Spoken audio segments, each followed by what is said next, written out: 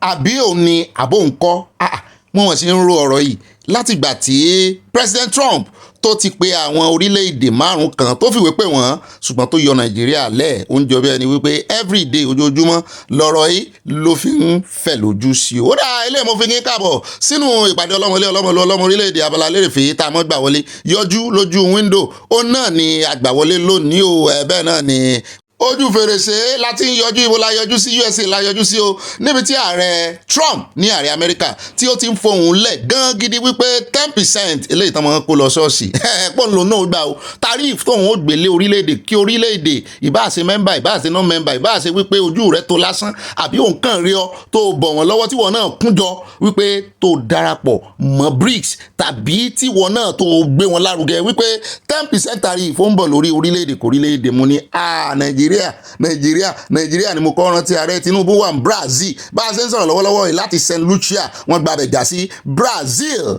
níbi tí wọ́n ti rẹ̀ ṣe ojú mi tó wọ́n pè wọ́n wá náà ni o àwọn náà mójú wọn débẹ̀ lórí ọ̀rọ̀ BRICS eléyìí ló ń bí Trump nù o mo wá wo sàkún ọ̀rọ̀ yìí wípé bá a bá tọ̀ dáadáa ṣé kì í ṣe ibi tí ọ̀rọ̀ ti wọ́ wá rè tí gbogbo wa ń sọ ní ilẹ̀ ìjẹta wípé kí ló dé tààrẹ Tinubu ò pé Nàìjíríà tán ti invite wọ́n ti invite South Africa bó ti jẹ́ wípé kì í ṣe lórí ọ̀rọ̀ ti trade kì í ṣe lórí ọ̀rọ̀ ti àjọṣepọ̀ ìdókòwò ṣùgbọ́n kí ló dé tán fojú rí Nàìjíríà kí ló dé tí wọ́n invite ààrẹ Tinubu ṣùgbọ́n ààrẹ Tinubu náà wọ́n rán yẹn o òun náà gba BRICS lọ pé ẹni tí ó bá bá wa ṣe láàbà ṣe pé òjò níwá òbẹ́ nìkan sọ̀tà ò ẹni ejírí lè jí pasùnmọ́ orin tí ààrẹ Tinubu ń kọ yìí so náà kọ́ ló fẹ́ mú ọ̀rọ̀ 10% of tariff wá báyìí ó dáa wà á mọ̀ fún ìkúlẹ̀kúlẹ̀ rẹ̀ wà á wo ìgbésẹ̀ tí orílẹ̀-èdè Nàìjíríà gbé lórí ọ̀rọ̀ ìbóyá wọn ní kò kan àwọn ọmọ Nàìjíríà kan ti ń sọ wípé kí ni ìbáṣepọ̀ láàrin Amẹ́ríkà àti Nàìjíríà pé ṣe bí ọmọ Nàìjíríà kan travel lọ bẹ̀ ni pé kò sí nǹkan kan tán export jáde tán export wọlé mo ní wọn mọ nǹkan kan Amẹ́ríkà ló ń ra epo Nàìjíríà jù gẹ́gẹ́ bí mo ṣe gbọ́ ọ bẹ́ẹ̀ náà ni àìmọye nǹkan ìdókòwò tí wọ́n jọ ń exchange láàrin ara wọn bẹ́ẹ̀ náà ni raw materials ó sùn lọ bí ilẹ̀ bí ẹni olórí là ní a ní nǹkan ọrọ̀ a ní nǹkan àlùmọ́ọ́nì ṣùgbọ́n ẹjẹ́ kò ń bẹ́ o ẹjẹ́ àmọ́ retí gbogbo ìgbésẹ̀ tí ìjọba Nàìjíríà ó gbé torí yóò kà wọ́n lára 10% tá a sì tún gbọ́ pé Amẹ́ríkà ti gbé tàrífù lé orí àwọn ọmọ Nàìjíríà àti àwọn ọmọ tí ìbá ṣe ọmọ Amẹ́ríkà tó bá ń fowó ránṣẹ́ láti Amẹ́ríkà jáde síta àwọn tó sì ń fowó ránṣẹ́ jù sí Nàìjíríà látòkè òkun USA ni nígbà tó bá fowó lé yẹn lọ́tọ̀ tán yọ tàrífù lórí yẹn lọ́tọ̀ tán tún gbé tàrífù lórí gbogbo ẹni tó bá BRICS ṣe ǹjẹ́ nǹkan ò dé báyìí tàrífù wa ń pa tàrífù jẹ lórí Nàìjíríà wọ́n dárúkọ Nàìjíríà gan-an ṣoṣe o ṣùgbọ́n wọ́n ní gbogbo country gbogbo orílẹ̀-èdè tó bá ti bá BRICS àjọ BRICS lájọṣepọ̀ wọ́n ní wọ́n forí kó jápin ó dá àníríjú báyìí lọ lórí ọ̀rọ̀ Trump ẹ jẹ́ á lọ tààràtàrà sórí ọ̀rọ̀ ti Senator Natasha ìròyìn update tá à ń gbọ́ nísìnyí wọ́n ní orí ti yí padà ìlú ti ṣéǹjì o Senator Natasha ti clear ọ̀rọ̀ tó sọ lọ́jọ́ sí tó lòun máa resume lọ́la Tuesday ó lóun ò resume mọ́ o làwọn èèyàn bá fẹ́ mọ́ bú pé kí ló dé ṣé o ti ń ṣẹlẹ́nu méjì ni kò ṣẹlẹ́nu méjì ó nídìí ó sọ díẹ̀ tààràtààrà ẹ jẹ́ àgbọ̀rọ̀ lẹ́nu Senator Natasha ìdí tí òfin ní resume lọ́jọ́ Tuesday mọ́ àbí kí n ṣàtótó náà ẹni ìrọ̀ ẹ jẹ́ àgbọ̀rọ̀ lẹ́nu oníkan. That day of me resuming on Tuesday was right immediately after the pronouncement of the court that my suspension was unconstitutional and excessive, and that the people should not be deprived representation, that even though the Senate has the powers to punish members, but they should not punish the constituents alongside. So based on that, when my people came home to my house in Abuja right from the courts, I did mention that, okay, with this victory, we look forward to going to work on Tuesday. But that being said, like I said, we anticipate the judgment, the written judgment, the certified copy, and that will determine the next step. But I'm very positive. But again, like I said, irrespective of me being under suspension, it never hindered me from working. I worked every day. I followed up on a lot of projects every day. Still spoke to ministers. I still followed up with agencies on many projects. So my people will not lose out to the 2025 project. And that's what you've been saying. Just last week, this school we went to, the Ablaze Tamimira College, we lit the entire premises with the solar street lights. Yesterday, you saw us at have the groundbreaking ceremony for 2 smart markets in 2 local governments, 80 shops in each, with abattoir and other interesting facilities that ordinary markets should have, like water, toilets, electricity, and plugs in each shops. Again, the bigger part of today was when we visited the same school at Blessed Memorial College, a public secondary school, one of the first in the country. ó náà lẹ́sìn gbọ́n yẹn ó ti fẹnu ara rẹ̀ ṣàlàyé in case tó bá dọ̀la tí ò bá rí zoom ẹ mọ́ bu ó náà ti gbọ́ mọ̀ràn pé kó ní sùúrù kó gba judgement torí judgement báyìí ni delay ṣe wà à ń retí kí judgement jáde kó ní kálukú wa mọ̀ next step tí ó take bẹ́ẹ̀ náà ni àwọn ọjà tẹ rí yẹn rí bó ṣe kọ́ ọjà yẹn bíi structure lóyìnbó ló ṣe kọ́ ṣé ẹ rí arábìnrin yìí she will go far o she will go far. bẹ́ẹ̀ náà ni mo wo gbogbo body language ẹ̀ kò mí kan rárá kò bẹ̀rù iná ran náà ni ẹ bá gbéná wá yóò gbéná padà kojú yín ọlọ́run mọ ibi tó ti ń rí source of strength yẹ ọlọ́run wà níjẹ́ ó dínkù lágbára ọlọ́run. eléyìí ni ó wà mú àpò fẹ̀rẹ̀gẹ̀dẹ̀ dé ọ̀dọ̀ ìkànnù àwọn obìnrin nílé ìgbìmọ̀ asòfin náà tó kọ̀ lọ́jọ́ sí tí ó gbé sí Natasha lẹ́yìn tí Wike tó ń fojú ẹ̀ hàn màbo tó wá láti òun náà ní ṣaṣojú Federal Constituency ní Abuja gangan capital territory ti rántí àǹtí ìrètí King Ibe òun náà ti wá ńlá láṣẹ ó ti ń láàgùn báyìí Wike ti promise ẹ̀ pé òun ò ní jẹ́ kó padà dé orí oyè ní 2027 òun náà ti wá ń jáde báyìí wípé bóun ò bá sọ̀rọ̀ òkè o pé àìlè sọ̀rọ̀ ní ìbẹ̀rẹ̀ orí burúkú ń jẹ́ ó ti léètì fún àǹtí àwọn èèyàn gbà tiẹ̀ mọ̀ nítorí one single act ó jẹ́ Natasha lẹ́sẹ̀. What we say and all those places where you have those high rises, it's all pitch dark. Most of Abuja is pitch dark. Do you understand? So I go there, put solar lights in between the places, light up the place so that young people will at least have, you can't keep them at home, so they'll at least be safer. They will come give me awards, commend me for looking out for them.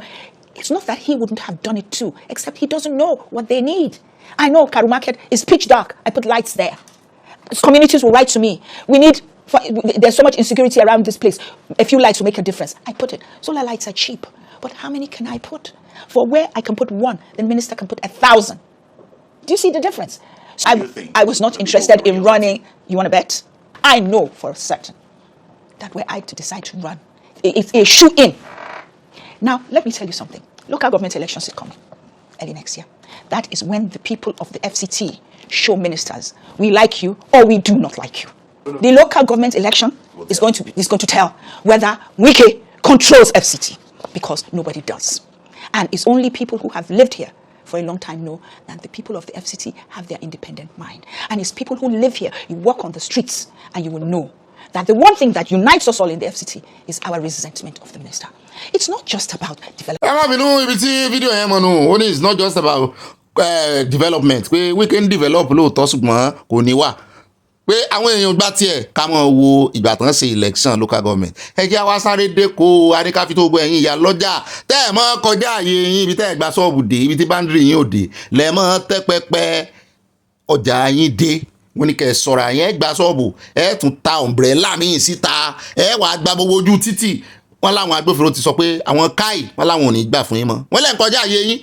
Kò wá sí walkway mọ́ bí táwọn ẹlẹ́sẹ̀ ń gbà ẹ̀ tún mọ́ báwọn ẹlẹ́sẹ̀ ẹ̀ tún mọ́ ọjọ́ wo la fi fọ́nrán kan hàn yín tí mọ́tò tírélà kan kọjá ní òjò tó dá gbogbo ẹrù nù yá wọ́n ní kò sí irú ẹ̀ mọ́ ẹ̀ tọwọ́ bàbà ẹrù yín pátápátá tó bá ti kọjá àlà àwọn òkú ẹrù ibi tó kọjá àlà dé náà làwọn òkú dé. ẹ má náà sọ fún yín o kẹ́ ẹ mọ́ sọ pé ń ṣèkà fún yín o kò sẹ́ni tó ń ṣèkà fún yín o tíjọba bá ní ẹ̀rìn sí ìbẹ́ tán bá ní ẹ̀mọ́ rìn sí ẹ̀mọ́ rìn ìbẹ̀wò ẹjẹ́ kó mẹ́jà dé Ìbàdàn ìṣẹ̀lẹ̀ kàyéfì kan ló ṣẹlẹ̀ ń bàdàn ó níbi tá a ti gbọ́ tán sọ wípé ọmọ ìyá méjì réwélé mu ní àṣìpá òwe wá ní pé ọmọ ìyá méjì kì í rí èwélé wọ́n ní kì í ṣàṣìpá òwe ṣùgbọ́n bọ́mọ ìyá méjì ò bá ní réwélé wọ́n ní láti lajú wọn sílẹ̀ kí tàlùbọ̀ mọ́ bá kó wọ̀ kí n tó wá sí ohun arákùnrin tó ṣe kínní tó ṣe fídíò yìí torí ó ń jọ pò náà bí àǹfààní ṣùgbọ́n ó gbìyànjú ó ti ẹ̀jẹ̀ pó tanu bá àwọn oníṣẹ̀ṣe náà ń pe àwọn ọlọ́sùn náà torí mi ò fẹ́ ṣe mistake yẹn ọlọ́sùn sá ẹ̀jẹ̀ ń kó pè lọ́lọ́sùn àwọn méjì náà ní wọ́n rí deliverance náà máa ṣe tán máa rúgbá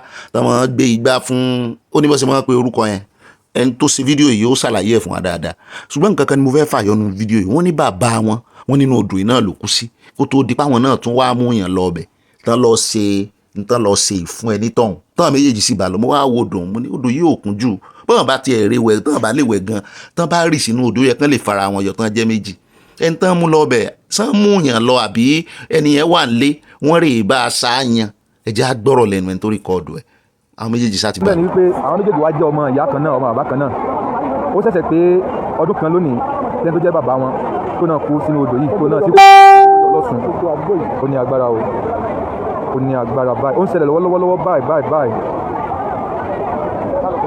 mi ò lè gbé sílẹ̀ sí àwọn 20 lè láyé wò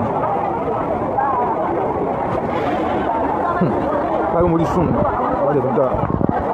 ṣùgbọ́n ẹ̀yin èèyàn mi nǹkan kan tó ṣe mí ń kàyéfì èmi ò ní yé sọ òótọ́ ní tí mo rí ń bẹ̀ náà ni pé ìjọba ló tún fèlè àwọn èèyàn yìí ìjọba ló fèlè wọn bí èèyàn bá tiẹ̀ wá wọ ìjàmbá torí jàmbá yìí ní gbogbo bó ṣe gbé ẹsẹ̀ gbogbo ibi tó ń rìn sí ẹ wo èrò bó ṣe pọ̀ tó kámọ́rì kankan nu wọn pé ẹjẹ́ àti ẹ̀gbìyànjú àti dóòlà wọn bá a bá lè súnmọ́ bẹ́ẹ̀ jẹ́ àpè ìjọba ọ̀pọ̀lọpọ̀ wọn bẹ́ẹ̀ bá bí wọ́n pé kí ni emergency line ìjọba wọn ní bọ́n bá tiẹ̀ wá ní tán pé ìjọba náà ìjọba lè má tètè dáhùn ṣùgbọ́n kò sí excuse wípé kí ló dé tán kàn ń wòran wọ́n wá kí náà dúró síbẹ̀ yẹn síbẹ̀ tí gbogbo wọn ń wòran kí náà dúró síbẹ̀ sí oníkálukú wa ń ṣe narration tiẹ̀ wọ́n tiẹ̀ láwọn kan náà ń ṣe narration wípé ọlọ́run mú wọn àwọn oníṣẹ̀ṣẹ̀ ní yíníkan kìnìkan mo ní nǹkan kan wà lẹ́yìn kìnì nǹkan ńlá ní tó mú bàbá wọn kú sódò yìí ọkùnrin àtobìnrin tó tún jọ mọ bàbá ọmọ ìyá kan náà wọn lọ́lọ́sùn náà méjèèjì àná tún wá kú bẹ́ẹ̀ ṣùgbọ́n kò yẹ kí ọmọ nàìjíríà máa wòran báyìí ìlú òyìnbó àwọn oníkíní ó ti dé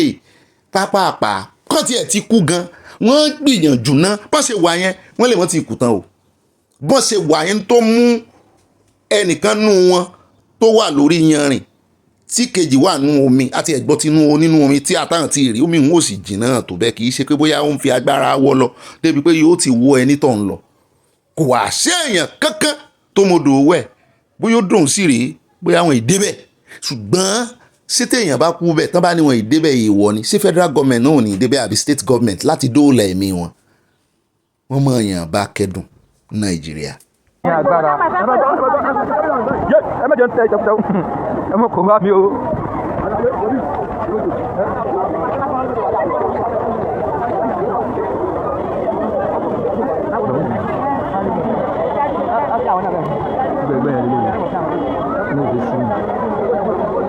ẹrù ẹgbẹ́ náà lọ́ọ́ dì wọ́n ní arábìnrin tó di ẹrù ẹgbẹ́ gangan rẹ̀ wọ́n lòun ló strong ju iye ọkùnrin tó bá lọ Ọ̀ṣun sàn ṣe nǹkan kan tán ebó Ọ̀ṣun ebó mi ni ebó mi náà ń bọ̀ kí ló wáá dé tó jẹ́ pé inú omi náà náà kú sí àbí ọjọ́ tán dá ni àbí májẹ̀mú láàrin àwọn àtọ̀sùn ni ó dà ẹ̀yin tẹ́ ẹ mọ̀jọ́ á lọ ẹ bá ń dá sí.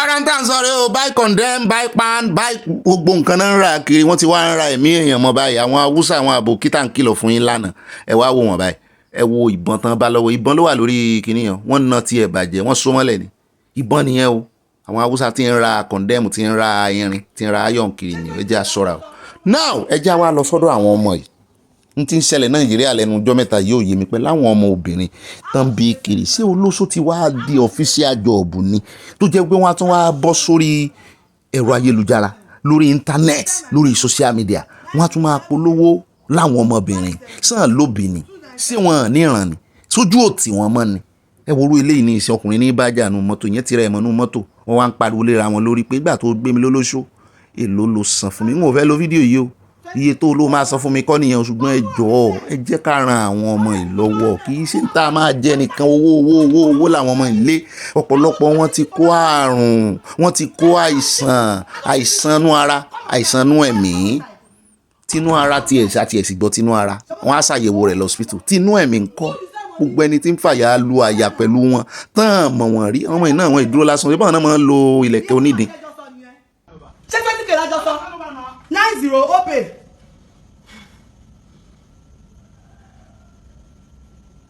láti mo ṣe 20k fún 20k wọ́n gbọ́ máa ṣòfò wọ́n kúrò mí sẹ́ẹ̀ ọ̀rẹ́ mi tó bá bẹ̀rẹ̀ bá wọ́n máa pààyàn wọ́n láì tí wọ́n kọ́ ọ̀hún ṣẹ́mi I will do anything for that money then come and kill me I don't give it to you come outside oya come outside come outside ṣọlá who is that money oya na iye tẹ́ màá tẹ́jọ sọ nìyẹn iye tẹ́ màá tẹ́jọ sọ nìyẹn àwọn òbẹ́ wèrè làwọn tó wà níbí onídàá fún wọn náà ọmọ ẹ̀kọ́ ní burúkú níbi lọ́sẹ̀ mẹ́rin wọ̀nyí ogun máa pa ẹ́ ogun máa pa ẹ́ ogun máa pa ẹ́ ó fẹ́ ṣe òfò ṣé o fẹ́ kó sọ fún ẹ bọ́sìtà kó wá bá mi sọ nígbà tó yẹ kó sọ 20,000 ìwà tí wọ́n ní ọmọ tí mo ti bọ̀ ó ti ṣàwèrè jẹ́jẹ́ mi mo wá síbi mi ò bẹ́ tó mo fẹ́ wájú ẹ.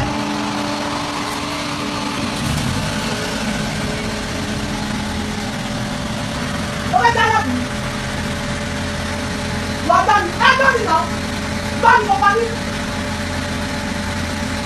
Gbani Ogbeni.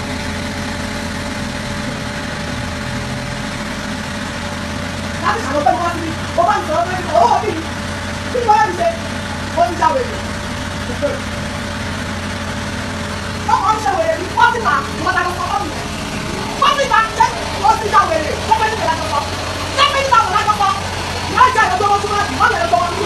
Ọmọ pa ọmọ sí ọmọ wá tẹ̀lé ọ̀rọ̀ ibi ìlànà wa sí. Ó yà nà. Ọmọ pa ìlọ wèrè ní o ti ṣe èyí máa ń bá sọ́wọ́ jẹ máa sọ́wọ́ dasí báyìí. Èmi máa sọ́wọ́ jẹ máa sọ́wọ́ dasí báyìí. Ọmọ ìjọba ẹ̀rọ mi jọ, wọ́n ti lè kúlẹ̀ mi lè tọ̀. Wọ́n ti lè kúlẹ̀ mi lè tọ̀. Come outside, come send my money, come and share me group. What's it now? Come send my money, come outside, come beat me. Shebi you want beat me, shebi you want beat me. Ẹ kalẹ̀. Ẹ bẹ kókó yín abẹ́fẹ́ rògbò. N fẹ́ tó kó ni. Èló kó yín. 40,000. How many inches ni? 7 inches. 7 inches. Ṣé ó dúdú ní àbó pupa? Ó dúdú ni. Èló ló kó yín. 40,000 ni. Ìlú bo ló kó yín wà? Ìjẹ̀bú-Òde. Ó kó Ìjẹ̀bú-Òde lọ fún 40,000. 7 inches. Ó dẹ̀ dúdú wọn. Ní tó bá nílò kó ní Ìjẹ̀bú-Òde tó rẹ̀ ní ẹ̀ lọ mẹ́sẹ̀jì wọn sí MTA. Ẹ máa wò pé kí ni Bobby ń lò yìí, kí ni Bobby gbé wá fún wa yìí. Ẹ wo, ẹ farabalẹ̀, ó nídìí tí mo ṣe lò ó. Ẹ mọ̀ pé mi ò ní fún yín lófo. Mo fẹ́ fi hàn gbogbo àwa tá à ń jíjẹ òmìnira, tá à ń pariwo pé òmìnira, tá à ń fẹ́ fún lójoojúmọ́, tá à ń láàgùn lé lórí àwọn oníkọ́mẹ́ǹtì ń kọ́, àwa tá à ń ṣe program náà ń ṣe, àwọn tẹ́ ń jà fún rèé o. N tó bá wọn tẹ́ ń jà fún nìyẹn o. Wọ́n pọ̀ bẹ́ẹ̀ o.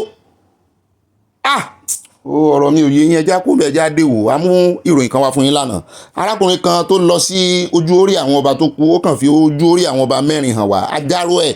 Ṣùgbọ́n wọ́n tún ti wá kóra wọn jọ ní ìsìn, wọ́n láwọn gangan ni mọ́gàjì, wọ́n tẹnu àbùkù bá àwọn ọmọ ọba tó jáde lọ́jọ́ sí àwọn náà lẹ́wọ́ ẹ̀. Á sí ọ̀rọ̀ wọn òkè, ṣùgbọ́n ní orí péèjì ọba àwò náà, Rasidi, òun náà ó fi ìgbà tí wọ́n ṣe iṣẹ́ kan tó ṣiṣẹ́ lórí ìkànnù orí ojú orí àwọn ọba yẹn àti ìgbà tán ṣiṣẹ́ tán. Ṣùgbọ́n irọ́ bá tún já ìyẹn fi irọ́ bo rọ́ bó o bá parọ́ ẹlẹ́ẹ̀kínní tó bá tún fẹ́ fi irọ́ bò ó tó tún fẹ́ fi cover ẹlẹ́ẹ̀kejì yóò mọ̀ tú ọ síta ni. Ẹ bá ń fi picture yẹn sí i, ẹ jẹ́ á wò ó bóyá ó jọra wọn before and after. Ẹ jọ ẹ bá ń ṣe àtẹ̀júmọ́ sí fọ́nrán yìí àti picture yìí. Ẹ rí wípé wọ́n alákọ̀ọ́kọ́ tẹ́ rí ń bì kan ń bẹ̀ yẹn, ibi tó kọrí sí ó yàtọ̀ síbi tí ńgbà tán parí ẹ̀ before and after lẹ́ ń wò. Mi ò bóyá pọ̀ ọ̀tún ló kọ sí sí àbápọ̀ òsì, fọ́nrán ẹ̀ ni mo lò lápọ̀ ọ̀tún yìí kẹ́ ẹ lè rí wípé eléyìí tán lò tí wọ́n ti fi táìsì sí ó súnmọ́ ògiri, ṣùgbọ́n ibi tí wọ́n ṣe sí orí kì í ṣe ògiri ló kọ orí sí, ṣùgbọ́n nígbà tán fi parí ẹ̀ tán eléyìí súnmọ́, eléyìí ó kọrí sógiri níbi tán ṣe orí ẹ̀ sí, ó kọ orí sógiri, ṣùgbọ́n nítòkè yẹn ọ̀tọ̀ níbi tí orí kọrí sí. Ẹ sì rí wípé nítòkè yẹn bí ìgbà tán lọ wá ibi tán lọ mọ nǹkan kan níbi tán sìnyàn kankan sí, tàbí bóyá tẹlòmíì tí ìṣe ṣe tọba náà lọ wá tán jọmọ ilé wọ́n jọra wọ́n tóbi tìsàlẹ̀ yìí after work pátápátá tán lẹ táìsì ó tóbi ju ti eléyìí tán ti parí iṣẹ́ lára rẹ̀ lọ. Àti wípé lára tòkè yẹn ẹ mọ̀ rí wípé ibi ìsàlẹ̀ ló súnmọ́ ògiri tí mo sì ń wò yìí kò sí pílà ń bẹ̀, ṣùgbọ́n nínú fídíò yìí ògiri tí ó súnmọ́ ibi ó rí àwọn ọba tán fi hàn wáyé pílà wà ń bẹ̀, kọ́nà gan èyí tó wá ṣe sí kọ́nà lọ́hùn. Ṣùgbọ́n àwọn ò ní jiyàn kankan wọn nítorí òótọ́ ti farahàn, àgbọ̀rọ̀ lẹ́nu àwọn bàbá ìdí ẹ̀ torí wọ́n nítorí kò sọ bá ń lé ọba ti kìlọ̀ fáwọn káwọn má dà sí káwọn má sọ nǹkan kan, ṣùgbọ́n ó sì wá jẹ́ wípé ó ká wọn lára látànà báyìí lórí péèjì ẹ̀ lórí Facebook ló ti ń ju picture káàkiri, ló ti ń ju oríṣiríṣi picture, ló ti ń defend ara rẹ̀. Ẹ jẹ́ àgbọ̀rọ̀ díẹ̀ lẹ́nu àwọn arábí. Ẹ mọ́ gbàgbé o 16 ọba ló ti jẹ́ ń wo gbogbo ń tà ń wò ń bí kò pé 16 o. Ó ń bẹ níbẹ̀ àti débẹ̀ àti lọ wò. Àwa fi sọ fún àwọn èèyàn pé bàbá wa Olúwo kò wú eégún ọba kankan lọ sí ibi kankan. Gbogbo ẹni tó bá ń gbọ́ léyìí ẹ kà kún àgbésọ àwọn oníbàjẹ́ ènìyàn.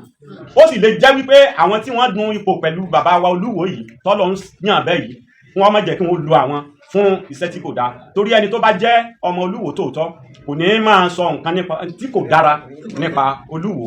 Nítorí náà àwa mọ́gàjí a ti ní àgbé ìgbésẹ̀ yìí, ṣùgbọ́n bàbá wa Olúwo ní ká mọ̀ wulẹ̀ gbé ìgbésẹ̀ kankan. Àwa lo àǹfààní pé wọ́n sì ń lé báyìí láti lo àǹfààní láti gbé ìgbésẹ̀ yìí jáde. Nítorí náà ní orúkọ gbogbo àwọn bàbá mọ́gàjí gbogbo ohun tí wọ́n ń sọ nípa Olúwo ọ̀rọ̀ náà kò rí bẹ́ẹ̀ o. Ẹnikẹ́ni láti tòsí ní àbí látọ̀nà jíjìn tó bá fẹ́ rí olórí gbogbo àwọn bàbá tí wọ́n ti lọ tí wọ́n ṣe sí ààfin ó láǹfààní láti wá láti fojú rí o ẹ ṣé o. kò ní ìdí ẹ bá ṣe fún fídíò 16 15 tí kúnnú wọn Rasidi ní nọ́mbà 16 ẹ ṣe fún fídíò gbogbo orí àwọn 15 yẹn ẹ mọ̀ gé ẹ mọ̀ edit ẹ ṣe live show ẹ bọ́ mọ̀ ṣe live show lórí kíní ẹ fi ṣe live show ẹ mọ̀ ṣe picture ẹ fi ṣe live show kẹ́ ẹ mú kẹ́ ẹ lè lo drone kẹ́ ẹ mọ̀ lo drone kẹ́ ẹ fi mú gbogbo area shot kẹ́ ẹ show gbogbo ẹ̀ fàyè káwa mẹ́ni tó ń sòótọ́ àtẹ̀ntì ń parọ́ torí wọn lẹ́ẹ̀jẹ̀ káwọn wá ààfin náà tó lè wàá sòótọ́ gangan ṣùgbọ́n àti ń retí o àwọn tó náà lẹ́rìí tó kún sọ́sọ́ lọ́wọ́ à ń retí lọ́wọ́ wọn òótọ́ farahàn eléyìí ò gbọ́dọ̀ lọ lásán nínú gbogbo ohun tí ń ṣe tó bá jẹ́ pé lóòótọ́ ni tí ò bá wá sòótọ́ àwa náà á sọ kò bá kún gbé ọ̀rọ̀ sí àwọn tó bá parọ́ yìí o àwa ò sí lẹ́yìn onírọ́ á sọ kò bá kún gbé ọ̀rọ̀ sí àwọn ọmọ ọba tán ní owó tó bá jẹ́ pé kò rí bẹ́ẹ̀. Minister, do you agree with Mr. Fubara that he's going to serve only one term? Is that the agreement? Who told you that? We understand that that's what the agreement. Why are you interested in that? No, because that's my job. It's not your job. I'm a political journalist. No, it's not your business. I'm interested in no, what happens it's not in your our business. politics. What you should be interested about peace in River State. Is there peace now? Yeah, of course. Will it be reinstalled? And reinstated? What do you mean? Well, because we met the president. He was the one who declared state of emergency. Yeah. And there must be some assurances. I never met president to declare state of emergency. Please, people should know that. I said the governor should be impeached. You wanted the governor to be impeached? Yes, but president is wisdom and considering total consideration of the state. No, let's not do this. He did that. No problem. I will never, president never invited us for any peace thing. The governor met with the National Assembly, met with State Assembly, met with the others, and we agreed. It's okay. Can we go and meet president? Say, sir, we have agreed on peace. President never invited anybody to say, I did on this, I did on. No, it's not correct. People just, and it's good for us. All of you are speculating. Continue to speculate. You know why people, it's not able to say, well, thank God, there's peace. What is our problem in? What are the conditions for peace? Peace is peace. Why are you interested in conditions for peace? The problem people have, with due respect to you, nobody's coming to arise. Nobody's coming to challenge. Nobody's coming to AIT. They abuse wicked. Because the oil well has died. The oil well is right. Nothing again. What do you mean the oil well is okay, let me tell you now. Where people are sucking from. It's right now. There's no longer coming. No more problem now. There's peace. So what are you going to talk? You go and make governor. You say no. But why, I have to my governor. Why do you think that Fubara should not do a second term? Who told you that there's something like Can that? you tell us what happened? Why would I tell What's you? the agreement? No, you cannot know. You are the master of agreement is agreement. But are you part of the agreement? Yes. No, you're not. Because we are in Nigeria together. No, you're not. But you're not for River State. I cover River State. I have interest. No. You have never contributed anything to the River State. No, I have. No, you have not. I have. No, you have not. You only collect money for River State. I almost died. About your coverage. I almost died in River State covering elections. No, but you are paid for it. No, that's coverage of election. No. We do it for free. Can I tell you something? Mm-hmm. And that's what keeps me happy today. That all of you are in back. And you continue to be in back. You will never know. When I agree, there is peace. Whichever thing you want to say, it's your business. Whether I channel, whether I write, whether I IT, whether anything. Die in that darkness. Because when President called all of us and tried to make peace, he went to town and began to say, why this? Somebody who said, look, let there be peace. You were killing President, call him all sorts of them. No problem. We now on our own, internally, will agree that with peace. And we agree that peace. Which I think should not project and say, look, there is peace in the Don't be asking us, what are the terms? Why are you asking us? What's their business? Sauraro da wa ake magana kai tsaye. To kana magana da Mati Madugu. Àwọn wèrè Wike yìí o Ọlọ́run ọba nǹkan ṣe Wike ẹ wo ìdáhùn tó dáa ṣeun ló ṣùgbọ́n lọ́rọ̀ kan ẹ jẹ́ àkó lórí ọ̀dọ̀ tí ẹ sáà ti bọ̀ ogun tó sọ ẹ jẹ́ adé ilẹ̀ Haúsá níbi tí àwọn ará ilẹ̀ Haúsá náà ti wá gbé bánà jáde o wípé kí Peter Obi jọ̀ọ́ kó jáde fún election o kó mọ̀ rè ṣe VP o kó mọ̀ ṣe igbákejì Àtíkù o kó dá jáde báwọn fẹ́ dìbò fún wọn ní ara gimmicks politics rẹ̀ eléyìí tó wá kan èmi kú gan bẹ́ẹ̀ ní fọ́nrán tẹ̀ ń wò yìí ni wọ́n fi determine research ni lọ́dọọdún professor tó ṣe research àbí PhD lẹ́ni tó ṣe research ni òun náà lẹ́ ń wò yìí òun ló wọ súùtù tó ń wọ ẹgbẹ́ kan ìṣe eléyìí o wọ́n máa fi determine ṣé àwọn Nàìjíríà sì wà in cohesion mo fẹ́ bò ó pé bóyá wọ́n sì wà papọ̀ pé àwọn kí ni rate tán fi wà divided mo ti bàbá wọn wọ́n ní tí kìíní ìwà sọ ni wípé wọ́n ní at least kan tó lè ṣe pass mark wọ́n ní 50% wọ́n sì ohun rẹ̀ òkè ní ìsìn ẹ̀jẹ̀ ń sáré satótónù mi wọ́n ní ṣùgbọ́n nínú ọdún yìí lábẹ́ ìṣèjọba rẹ̀ Tinubu wọ́n ló fall short 40-something% ni wọ́n láwọn ọmọ Nàìjíríà ò wà together mọ́ togetherness yẹn wọ́n ní wọ́n ti fọpọ̀ mọ́yọ̀ wọ́n ní wọ́n wà divided. The country must work towards the well-being of its citizens, fight exclusion and marginalization, promote trust and oneness, offer citizens the opportunity for upward mobility, and create a sense of belonging for all. But underneath it is a massive failure to come to terms with what caused the tragedy and how to avoid. So we were easy to reconcile, moved on, but we never addressed this problem. And what it means is that the government and all the other social actors really need to pay attention to not just the things that they do, but to the perception of the things that they do. The elites of Nigeria are not the problem of Nigeria. We're not up to 20,000 elites that are stealing Nigerian money.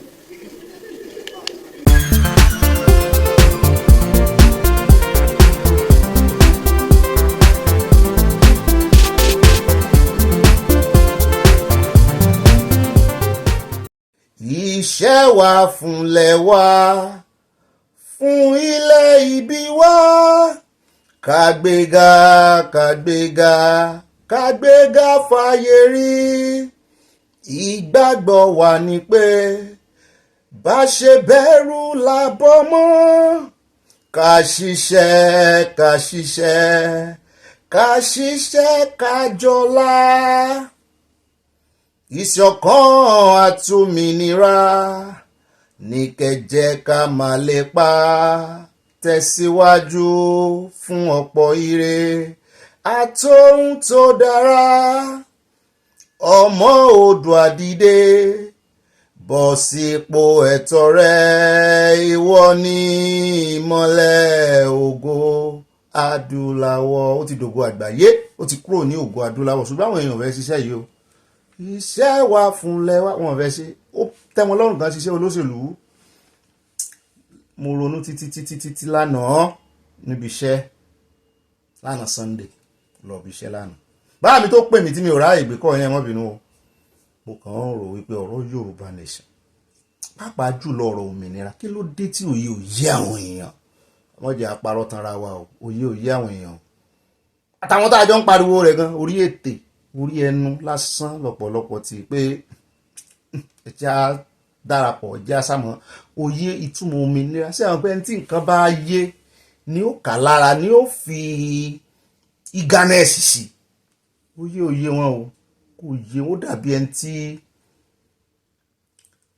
ẹni tó jẹ́ wípé wọ́n kàn fi ṣe option ni pé báwọn bá kú bọ́ ń bẹ̀ náà, báwọn bá kú bọ́ ń bí. Wọ́n yàtọ̀ sí olóṣèlú tán kọrin orin anthem tán ń kọ lásìkò tí wọ́n bá kọ lọ́dọ̀ wọn, tán bá kọ lọ́dọ̀ wọn, àwọn náà bá wọn kọ, ṣùgbọ́n wọ́n fi sínú ṣe. A ní lyrics anthem yìí bí ìgbà tó jẹ́ pé tán bá béèrè pé kí tiẹ̀ ní kí lẹ̀ ń wá gan, kí tiẹ̀ ní target yín, kí ni àfojúsùn yín. Sórí o nídìí láti lọ kàwé, o nídìí láti mọ orí kankan kan kọ gbogbo lyrics anthem wà fún ọ. Àwọn olóṣèlú ń kọ o, àwọn Afẹ́nifẹ́re ń kọ o, àwọn gómìnà ń kọ o, ṣùgbọ́n láì ẹyọ kan nú ẹ̀ wọn àmúṣe. Iṣẹ́ wà fúnlẹ̀ wa, iṣẹ́ wọn wá dà lọ́wọ́ wọn. Ẹ wá wo àwọn ọmọ ẹ̀yìn náà, kò sí kankan tán fẹ́ ṣe. Ẹ wo bàbá tó sọ̀rọ̀ lánàá pẹ̀lú tara, síbẹ̀ náà inú ìgbèkùn náà fẹ́ remain sí. Ó yé òmìnira ò yé àwọn èèyàn o. Kì í sọ̀rọ̀ wípé wọ́n ń dẹ́rù bá àwọn ẹgbàgbé ẹ̀ o, àpẹ̀rálì wọn àjáde, kì í sọ̀rọ̀ yẹn o. Ó yé òmìnira ò yé wọn, kò yé wọn, kò yé wọn rárá. Pàápàá jùlọ àwọn youth ilẹ̀ Yorùbá. Wá dàbí ẹni pé wọ́n ti di àgùntàn tí ò lólùṣọ́. Oníkálukú sáà ń ṣe tiẹ̀. Àwọn ọmọ ọkọ̀ àmọ̀tẹnumọ́ á sì mọ́ fi sínú ṣe. Nítorí ẹ̀ káàbọ̀ sínú pàdé ọlọ́mọlé ọlọ́mọlú ọlọ́mọ orílẹ̀-èdè, ìpàdé òmìnira rèé o, níbi tá a ti ń practice òmìnira lẹ̀. Wọ́n obìnrin débẹ̀ lónìí gẹ́gẹ́ bí òyìnbó fi ń jẹ. Èmi náà ní ibà gbọ́n débẹ̀ ibà ìrìnà, ibà sáwọlé, ibà kanjọ́ abẹ́ǹkù. Èmi náà ní ibà lọ tààràtààrà. Tọ́rọ̀ bá ti di ọ̀rọ̀ òtítọ́ àtòdodo sàn láàrin ajẹnimú ní pẹ́kọ̀rọ̀ bẹ́ẹ̀ bá ti fẹ́ parọ́ tó fẹ́ sápamọ́ sí ẹ̀yìn kankan tí ò sì ṣe é sápamọ́ sí, àwọn náà wọ́n sì kùrù kẹrẹ báwọn. Wọ́n illustrate ẹjẹ́ ń continue kí n kíra mi délẹ̀. Èmi náà ní ibà confam ẹ̀kọ́ tó sẹ́ndì ẹ̀, mú bá wọn gbé ròyìn rọ́, mọ́ bá wọn gbé rárá. Owó tó bá ti rí ìròyìn tó bá sú ọ̀ mọ́ ibẹ̀, tó bá sì wá ṣe mistake gbé padà lọ́bẹ̀, tó bá ti rí ẹ̀rí kò rè ṣàtúnṣe. Èmi náà ní ìbàlẹ̀ jẹ́ ìbà rìpọ̀tẹ́lẹ̀ àwọ̀ tẹnu àbùkù báyàn kankan o. Ọlọ́run ò gbé ìròyìn kalẹ̀ láti jẹ́ ká mọ̀ tẹnu àbùkù yẹn kankan rárá. Káwa sọ, ká fi òdodo gbé ìròyìn jáde, káwọn èèyàn sì lè wà well informed. Lórí ẹ̀ la ṣe wá. bẹ́ẹ̀ náà ni ẹ lè pè mí ní ìbọn papọ̀ ọkọ̀ àwọn òpin ọkọ̀ ọ̀hún 660 náà ní ìbọn papọ̀ parada àyà parada ó dọ̀gá rẹ̀ ọ̀gá rẹ̀ náà parada ó dà ìyanu abala ẹ̀yin olólùfẹ́ wa abala comment section ìbá kéde fún Yorùbá Nation káfọ́ta. kódà o gbélé tẹ́ rí lábala léèfé àyọjú lójú fèrèsé ni ó ti di àfisẹ́yìn tẹ́gùn fi sọ. níbà ìjà àmọ́ wọnú àkórí ìròyìn níkọ̀ọ̀kan èjèèjì báyẹ̀ bá pín kó kálé kó kákó. àdúpẹ́ tàná ìmí ìtúlélẹ́ yìí ó Ọlọ́run ní irú alágbára ló ń jó ṣeéṣe ń bá wa ṣe o. alákọ̀ọ́kọ́ náà àkórí ìròyìn tòní ànípẹ́ rárá afẹ́wọn gé táìmù tá à ń lò lórí àkórí ìròyìn oúnjẹ bẹ́ẹ̀ nípa tí ń ṣàlàyé jù lórí àkórí ìròyìn yẹn afẹ́ gé táìmù akọ̀mọ́ fi ṣe introduction ń tà lọ débà ní ṣùgbọ́n nígbà míì tí ń bá ń ṣe àkórí yẹn mọ́ àwọn ọ̀rọ̀ kan máa ń wá tó yẹ pé tá a bá dénú àkójọpọ̀ ìròyìn ó lè mọ̀ wà mọ́ ẹ mọ́ bínú tó bá sì tún wá lónìí náà ẹ fara mọ́ ni ẹ sáàmù bẹ́ẹ̀ sí manage mi ẹ ti fi mí sí auto forgiveness wo ọmọ wa ni já manage alákọ̀ọ́kọ́ ń bẹ̀ ẹ jẹ́ adé ọ̀dọ̀ ààrẹ Tinubu níbi tí wọ́n ti fohùn léde wọ́n gbóhùn sókè wọ́n pàṣẹ lẹ́ẹ̀kan sí i fún àwọn ọmọléeṣẹ́ ológun lóòótọ́ wọn sì ń lé wọ́n wà ní Brazil bá ṣe ń sọ̀rọ̀ yìí ṣùgbọ́n wọ́n ní kí gbákejì àwọn kórè represent àwọn kórè ṣe aṣojú àwọn kó sì sọ fún ọ̀gá ológun pé gbẹ́ngbẹ́ng òkè gbẹ́ngbẹ́ng làwọn wà lẹ́yìn wọn o wípé gbogbo anybody tán bá ti kófìrí bó jẹ́ bandit ó jẹ́ Boko Haram ni ó jẹ́ separatist wọ́n á wò pé èwo ni separatist náà bí àwọn tó fẹ́ ya Nàìjíríà tó fẹ́ da Nàìjíríà rú torí nígbà tán sọ́ọ̀mù kọ́kọ́ wò pé àbí ṣùgbọ́n nígbà tán ti dárúkọ self determination àwọn náà mọ English tán lélo wọ́n dárúkọ self determination ìyẹn wọ́n yírí ẹ̀ wò ṣùgbọ́n ṣe rí separatist yẹn àwọn separatist yàtọ̀ irú ẹ̀ ní ẹ̀sùn tí wọ́n fi ń kan IPOB lọ́wọ́lọ́wọ́ tí Kanu náà sì ń sọ wípé gbogbo àwọn tí ní síta tó ń pa àwọn èèyàn tó ń pa àwọn ọlọ́pàá tó ń pa àwọn àmì ó lóun ò mọ̀ sí ó ní tán bá ti release òun ó ní kò ní pé 24 hours tóun ó fi kó wọn lẹ̀ tóun ó fi yanjú wọn tóun ó fi borí wọn pé Nàìjíríà ò ní gbúrò rẹ̀ mọ́ so nídìí èyí ẹ mọ̀jẹ̀ adá lórúkọ mọ̀ sápátá separatist wọ́n kó wọn mọ́ bandit ni ọdún tí wọ́n sì ti ń sọ̀rọ̀ tí wọ́n ti ń gbèrò yín insecurity tó ti ń sọ àwọn tó ń dálẹ̀ láàmú Nàìjíríà wọ́n dárúkọ lẹ̀ Yorùbá sí kò sẹ́gbẹ́ kankan lẹ̀ Yorùbá bẹ́ẹ̀ bá mọ̀ ẹ lọ́wọ́ mọ̀ báyìí o torí àwọn ṣe ń pè wá lójó wọn lẹ́rù wọn bà wá o kò sí ẹgbẹ́ kankan bóyá téèyàn kan kó jọ ní o tàbí bóyá tó lóṣèlú kan ń ṣagbátẹrù rẹ̀ ni kò sí wípé wọ́n ń pààyàn bíi Boko Haram tó jẹ́ pé àwọn náà ní north bíi Lakurawa àwọn tó ti ṣàlàyé à ń bọ̀ ń bẹ̀ ọ̀rọ̀ tán sọ ohun tán fi léde àwọn wo gangan náà ń bá wí ọ̀pọ̀lọpọ̀ àwọn èèyàn wọn bẹ́ẹ̀ náà láwà mú the Army's Day tán ń ṣe lọ́wọ́ wọ́n ń ṣe àjọyọ̀ ìrántí Army's Day ṣé 48 kọ́nù 40 àmúwà fún yín fojú ara yín rí ṣùgbọ́n a ṣàlàyé lórí rẹ o torí mo ráwọn èèyàn kan tó ti ń gbé káàkiri pé kìnìkan tí ò bá kàn yẹn yé sákìjokíjo lé lórí mọ́.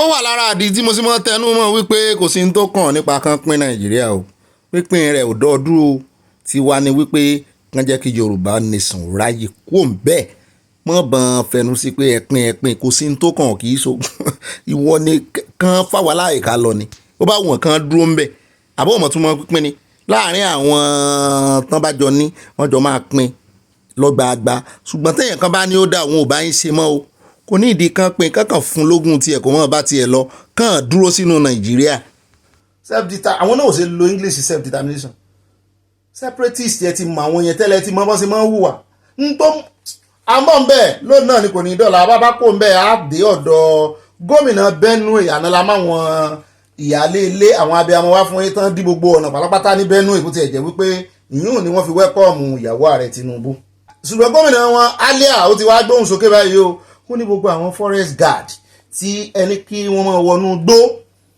ó ní wọn ní AK-47 ó ní sẹ́ ẹ fẹ́ kó bá wọn níbò làwọn ó ṣe gbé pump action lọ́wọ́ tẹ́ẹ̀nì kí àwọn ọmọ àwọn rè dojúkọ àwọn tó gbé AK-47 pé látìgbà táwọn sì ti fi òfin anti-grazing múlẹ̀ ní dààmú ti dé mo lóò tún fẹ́ sọ̀rọ̀ kálẹ̀ mọ̀ pé wà ń bẹ̀rùn ṣùgbọ́n ọ̀rọ̀ rẹ̀ make sense díẹ̀ torí nígbà táàrẹ Tinubu ti ní kán rè mọ́ dá ẹgbẹ́ forest guard sílẹ̀ lè ní kán dá ẹgbẹ́ forest guard sílẹ̀ nígbà tẹ́ ti mọ àwọn tó wà nù forest tán fẹ́ gba oko tán wọnú ojú tán fi ń pa àwọn èèyàn ẹ wo àwọn èèyàn tó rè pààyàn ní Benue AK-47 ni ìbọn tán ló kéré jù lọ́wọ́ wọn. Bó lẹ́sẹ̀ wá dà àwọn boys ṣe fẹ́ mọ̀ọ́mọ̀ tí wọ́n síkú ni.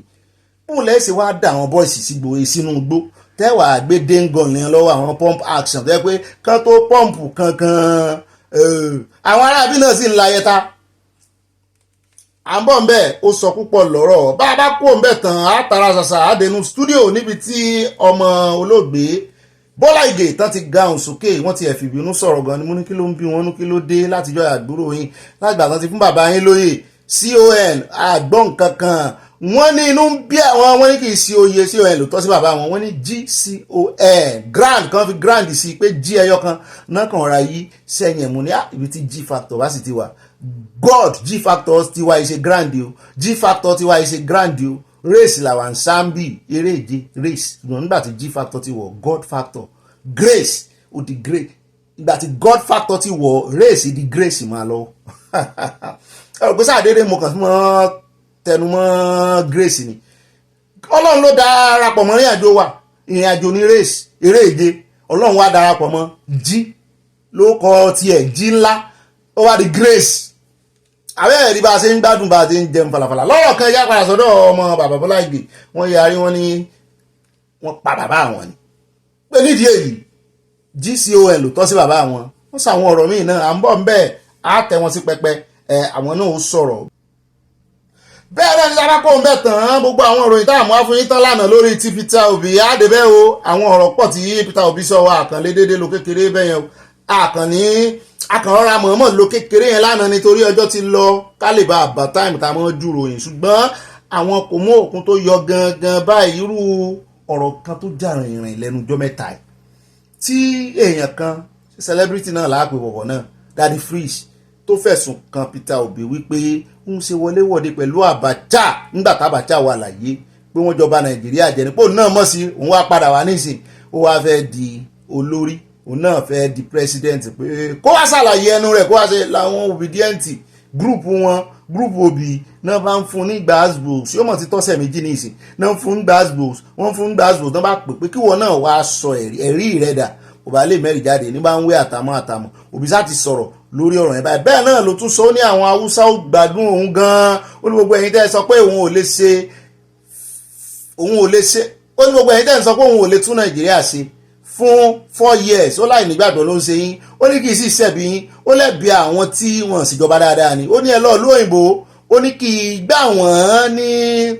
kò gbà wọ́n ní time láti tún Nàìjíríà ṣe pé ọ̀dọ̀ yín ni wọ́n ti mọ́ ńgbà kan ti parọ́ fún yín títí pé irọ́ yẹn ti wá ó ti mọ́ yín lára pé bẹ́ẹ̀ yẹn bá ṣèjọba tẹ́ ẹ bá rí ìjọba gidi láàrin ọdún 4 ẹ̀yin gan mọ̀ kí pé ìwọ ló ṣe báyìí pé ebi kò ń pàṣẹ ni kò ń sì mójútó mo ní Obi ò mọ nǹkan kan lóòótọ́ torí ká ló mọ tí ń sọ ni yóò mọ̀ wípé corruption ó ti eat deep into people's body ó ti jẹ ìfun corruption ti jẹ wọ́n pa kò sí bí wọ́n ṣe gbé gbèsè kò sí gbèsè tíjọba fẹ́ gbé wọ́n máa frustrate ẹ pẹ̀lú corruption ni ibi tó sì ti ń jẹun ní Nàìjíríà ni ṣùgbọ́n ọgbọ́n tí Obi fẹ́ ta yóò fẹ́ràn ara rẹ̀ sọ à ń bọ̀ ń bẹ̀ lónìí náà ni kò ní dọ́là o bá a bá kó ń bẹ̀ tán á dé ọ̀dọ̀ Àbàtì níbi tí Àbàtì ti ganu sí máìkì òun náà sọ̀rọ̀ gbá àwọn olórí Nàìjíríà ó ní tòun ó lóun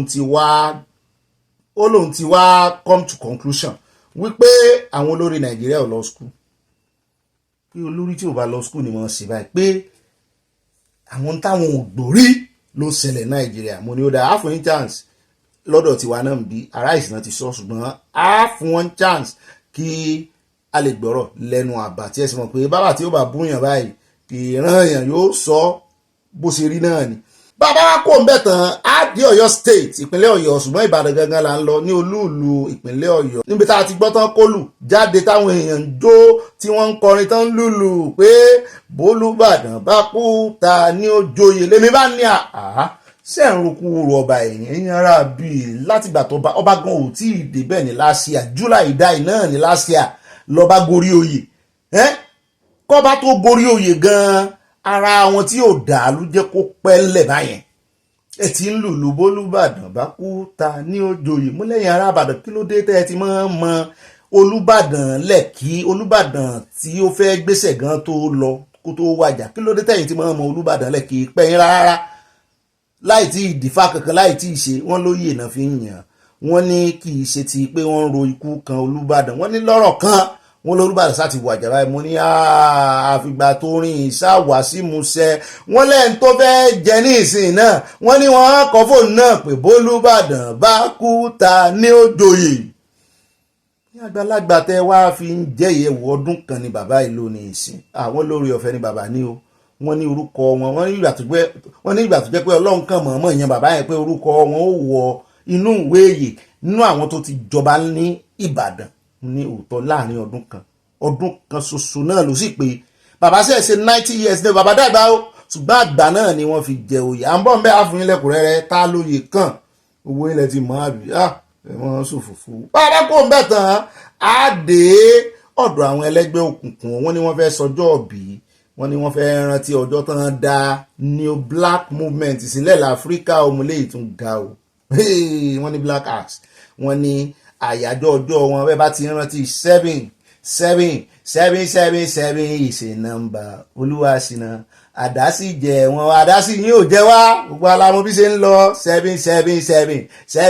ọ̀pọ̀lọpọ̀ òun tún wọn rẹ̀ ibi ò sì ní sọ fún ẹnu mi kọ́lẹ̀ ẹ̀ sì gbọ́ sáàrí bàbá kó ṣe sáyìn rì ṣùgbọ́n nǹkan kan tó ń jẹ̀ mí lẹ́nu ni pé wọ́n fààyè gbà wọ́n báyìí àwọn ọlọ́pàá náà múra lẹ̀ wọ́n sì mọ̀kàn fẹ́ ṣe àyájọ́ ẹgbẹ́ wọn ẹgbẹ́ òkùnkùn sí wọn ọlọ́pàá sì múra lẹ̀ láti guide everywhere kí lẹ́yìn kò yé mi mọ́ kán kúkú fìwé kán kúkú jẹ́ kán rè mọ́ ṣe registration kán register rẹ̀ ní CAC àwọn mẹ́wàá agbẹ̀yìn lẹ́wọ̀ lónìí náà ní bẹ́ẹ̀ bá wọn sáìn kan tẹ̀yìn ráwọn kọ́lọ̀ kan wọ́n ní ẹ mọ́ fòye ẹ mọ́ bẹ̀rù o ṣùgbọ́n wọ́n ní digbí làwọn agbófinró wà ńlẹ̀ o kán mọ́ bá ṣàyọ̀yọ̀ káwọn ẹlẹ́tọ́ ń ṣe àjọ̀dún mọ́ bá ṣàyọ̀yọ̀ à ń bọ̀ ń bẹ́ẹ̀ lónìí náà ni kò ní dọ́là o ibi tẹ́ ẹ rí ibọ̀tán balẹ̀ ayé dénú o bàbá kó ń bẹ́ẹ̀ á dé Sókótó níbi tí Túnjí Bello tàn wá tó ti fohùn léde ló bá ní kán bóun spread díẹ̀ ó ní kí wọ́n jẹ́ kó go viral wọ́n go viral lóòótọ́ torí pàwọ̀ ìgbà Hausa ni o wọ́n ní nínú ohun rẹ̀ ló ti sọ pé òun fẹ́ peace mo ní ẹ gbé gbogbo ẹnu yín sọ̀hún ẹ mọ̀ pé lọ́dọ̀ tí a gbogbo peace tẹ bá ń wá náà ẹ wá lọ́dọ̀ ara yín business lẹ́bí ń ṣe àyá ní lóòótọ́ ni ọ̀gá mi business náà fi ń ṣe pé ṣé mo rántí wípé 5 months ago ní ọdún yìí àbí mo ní kí ni o fẹ́ ní ṣé mo rántí ó ní ṣé mo rántí pé ọ̀gá ológun CDS Chief Defence Staff ó ní wọ́n jáde wọ́n sọ wípé Túnjí Bello òun wá negotiation ó fẹ́ negotiate pẹ̀lú àwọn 5 months ago before then ní Samfara Sókótó ní ti ń sọ̀rọ̀ bí agbọ́n o ó máa ń jẹ́ sí Samfara náà àwọn boys ẹ̀ wọ́n ti ń spread Samfara náà rèé ní last year ó lóun fẹ́ negotiate fún peace kò nẹ́ o di bá a ṣe ń sọ̀rọ̀ yìí o ó tún ti jáde báyìí ó tún lóun fẹ́ negotiate pẹ̀lú ìjọba Sókótó fún peace làwọn èèyàn wá ń wò pé bó ṣe ń mú wọn gan mo ní business náà fi ń ṣe wọ́n ti fẹ́ fi owó kan ṣe nǹkan kan tán fẹ́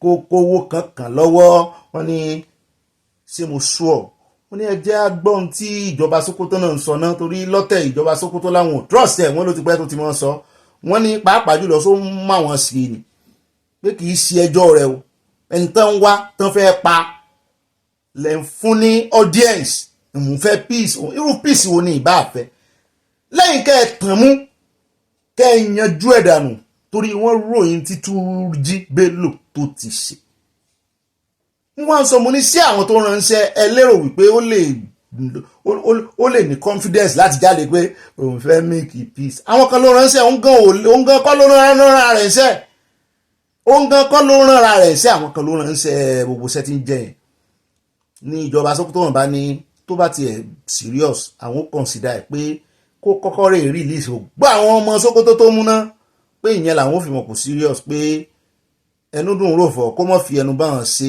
pé gbígbà tó mú tí àwọn síwájú tó ń ti àwọn sẹ́yìn ní ń fi àwọn pàwọ̀ ẹ̀dẹ́ mu ní ẹ̀ǹfara yín pàwọ̀ ẹ̀dẹ́ à ń bọ̀ ń bẹ́ẹ̀ á sọ díẹ̀ nínú ọ̀rọ̀ yẹn. abákò ń bẹ̀ tán sàdédé láàyà ti script sí mi o ó lọ́gàá mi ó ní sẹ́ ti rí fọ́nrán mo ní fọ́nrán bo ó ní ti Yàyà Bello mo ní Yàyà Bello mo ní kí ló ṣẹlẹ̀ sí sáwọn EFCC tún ti tún mú ni àbí kí ló ṣẹlẹ̀ àbí lórí ọ̀rọ̀ Natasha ó ní rárá ó ní lórí ọ̀rọ̀ politics ó náà mọ̀ ti jáde ó ti ń campaign mo ní ta ní campaign fún tó tún fẹ́ padà ní ó ní fààrẹ Tinubu olódòdẹ ó ní òun gan ló dá orin on your mandate on your mandate mo ní ṣé kò mọ̀ pé ààrẹ Tinubu wà ní Brazil ni ó lóun fẹ́ kí wọ́n gbóhùn sókè kan ta amplifier káàrẹ Tinubu mọ̀ gbóhùn báyìí ààrẹ Tinubu tó lọ meeting kó fi meeting rẹ̀ lẹ̀ ààrẹ ti lóhùn ìwòròyìn ó ti lóhùn ìdórí ẹ̀rọ ayélujára bó tiẹ̀ ṣe wá jẹ́ tó ìdá ìlú ṣẹ̀ wá fi ń kọrin làwọn èèyàn ní sáwọn ò sọ EFCC ò ní ilé mọ́ àti wípé kí n wo sàákún gbogbo àwọn tí ń defect pé kí ni mo rí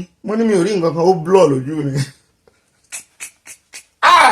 the more you look the less you see lọ́rọ̀ Nàìjíríà ibi tán bá dé nísìn ká fi ẹnu adákẹ́ ni ó dáa ní rí jù báyìí lọ nú gbogbo àwọn àkórí ìròyìn wa fún tòní àbí sáà tí kò gojá oúnjọpá àti kógojá lórí àwọn àkórí ìròyìn ní pápápá ẹjẹ́ àwọnú abala tí ó mọ̀ tẹ́lẹ̀ abala àfipáka óyá ẹjẹ́ ga ojú sí kámẹ́rà ìwọ̀n mi ti ṣe tán yín báyìí náà àwọn bá mi ti dúró sẹpẹsẹpẹ óyá o ẹjẹ́ àṣẹ cheese ẹsẹ̀ musin ẹsẹ̀ ọlọ́ọ̀sàsínú ẹsẹ̀ pọ̀ọ́rù àfi kámọ́ ti ṣe ògèlè ẹ̀yìn gan-an yàwá à ń sọ yàwá náà ń sùn óyá ẹ̀ẹ́dọ́gba pẹ̀lú àwọn mọ́mí wa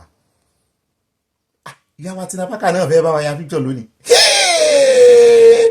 òjò rọ̀ lónìí oyè ẹ̀dùn wájú àfi pàkà àti yà yóò dáa fún ayọ́ ìyá kò ní yẹ ẹlẹ́yẹrẹ láǹfọ̀mọ́ yóò ṣe o mo fẹ́ mọ rí yín ta ìbànújẹ́ kéré ó tóbi kò ní dọ́dẹ̀dẹ̀ wa kò ní mọ inú ọ̀nà wa kò ní má dírẹ́sì wa nínú abala sáréwọlé ètò ní alákọ̀ọ́kọ́ ń bẹ ọ̀rọ̀ kan ló mọ̀jà rìnrìn ó fẹ́ jọ bí yẹ̀yẹ̀ súnmọ́ kì í ṣe yẹ̀yẹ́ o kì í sì ṣàwàdà lórí ẹ̀rọ ayélujára ni o lórí TikTok ní ọ̀gbẹ́ni tó lóun ti dájú yìí Sam Larry tó lóun ò rán yàn kankan bó wù yín kẹ́ bá orúkọ òun jẹ́ bó wù yín kẹ́ ń lápá yẹn kẹ́ lóun ló ń pa Mohbad lọ́nà bá lè ṣe live show làwọn èèyàn bá rọ́ síbẹ̀ èmi rò pọ́n tiẹ̀ ti forgive ẹni ẹ sì mọ̀ pé VDM wọ̀nù ẹ̀ lẹ́nu ọjọ́ mẹ́ta yẹn VDM ti ìsìn gan tó ti ń tojú bọlé ó ń tojú bọ ọ̀rọ̀ Mohbad gan ni ṣùgbọ́n mo fẹ́ kó dé àyè kan kó dé ìkórìtà kan kí n tó bá dá sí kémi náà tó mọ̀ gbé ìròyìn ẹni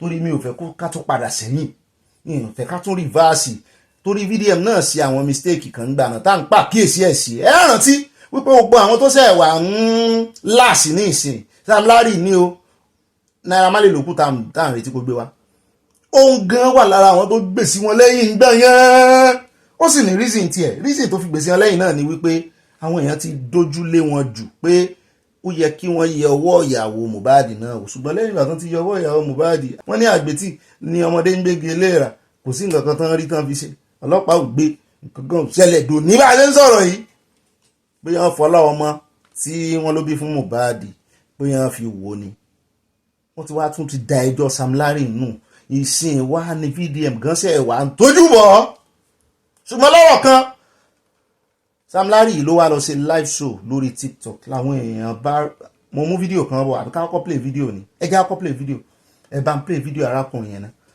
ayẹ́rẹ́rìn kí n tó wá sọ gbogbo àwọn tèmi náà rí. So after yesterday video, I said like make I just go check this morning. Say people no go get anything with they want talk again aside the normal stuff where they talk. People say get you. Person say Sam Larry, now only your video I dey see. Make I just tell you, I beg, me nothing do me. I feel Sam Larry pass as a ride. That the two people bye.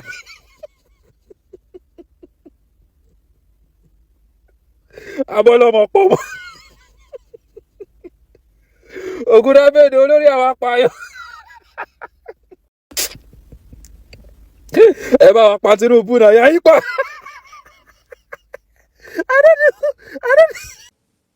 Ó rẹ̀ káàbọ̀ padà ara tèmi náà ríre o níbi tí live tí o ti ń lọ lọ́wọ́ lèèyàn kan ti sọ wípé bó ló ń já sí yìí ó ní èmi kì yóò kú ikú kíkú kan bí kò ṣe yíyẹ torí pé orí Sam Larry. Èèyàn kan ní wait where una dey see confidence tẹ́ fi ń wo fídíò rẹ̀ ibo lẹ ti ń rí ìkìyà tẹ́ fi ń wò ó. Bẹ́ẹ̀ náà lèèyàn kan tún sọ wípé ta lẹ tún fẹ́ pa bàbá mi. Èèyàn kan pè ní apankúfọ̀ mo ní láì sòsìrè. Èèyàn kan yí orúkọ rẹ̀ kúrò láti Sam Larry wọ́n ní Pami Larry ó pa mí wọ́n ní pè mí ó ní Pami Larry instead Sam Larry pé pààyàn ni. Bẹ́ẹ̀ náà lèèyàn kan bá kí ní ti kí tọ́mọ kí ọba Aláàfin ó ní ikú bàbá yèyé ẹ̀yin tó láyé sẹ́yìn gbọ́ o Sam Larry náà nà ń bá wí o. Bẹ́ẹ̀ náà lèèyàn kan eléyìí tó tiẹ̀ wá pa mí lẹ́rìn jù nìkan sọ wípé between Sam Larry àti ikú ó sàbí pààyàn jù ta ló lè pààyàn láàrin àwọn méjèèjì. Mo ní kí ló ṣẹlẹ̀ ṣé ẹ wá rí léyìí tó wá jẹ́ pápánbárí rẹ̀ Mariam lórúkọ mọ̀mọ́ ẹ̀ ó ní ẹ bá wa pa Tinubu náà ìyà ìpọ̀ ọmọ ní ọmọ Nàìjíríà kò sí tẹ́ẹ̀ lè fi káàsì cruise ó ní ẹ bá wa pa Tinubu náà mo ní ó dà Sam Larry gbọ́ wọ́n ti ránṣẹ́ dé tòrútòrú ọmọ náà láti ránṣí náà o wọ́n pè lórúkọ tó pọ̀ èmi ò rúṣẹ́ rí kó tiẹ̀ wà jẹ́ wípé wọ́n wà rí justice gan ṣùgbọ́n mo gbàgbọ́ pé wọ́n máa rí justice fún Mohbad torí orí ẹ̀ le táwọn èèyàn bá ti parí táwọn èèyàn bá ti fẹ́ gbọ́kàn kúrò lórí ọ̀rọ̀ Mohbad tán bá ti fẹ́ ní ó ti sọ àwọn jàre lẹ́yìn ọdún mélòó torí mi ò tí ì rí èèyàn tán ṣe báyìí jà justice rẹ̀ tó pẹ́ tó báyìí yóò nǹkan kó tún rú sókè abẹ́rẹ́ bí VDM ṣe ń rú sókè nísìn ó gbóná o nǹkan kó tún rú sókè ni tán bá rò pé àwọn ti dá ìdáhùn ẹ̀ nǹkan kó tún rú sókè ṣùgbọ́n lórí ọ̀rọ̀ Sam Larry pàápàá jùlọ Sam Larry ókọ rẹ̀ ti bàjẹ́ kò sátúnṣe mọ́ ó jẹ́ yẹn gan ni justice ókọ rẹ̀ ti bàjẹ́ ń gan gbogbo ṣe lóun dájú tó kò sírú oògùn ọ̀dájú tó lè lọ ṣe kò sírú kìyà tó lè lọ ṣe nínú rúùmù ẹ̀ tó bá dá wà yóò mọ̀ palẹ̀kùn yóò mọ̀ gé kajẹ kábàámọ̀ kí ló dé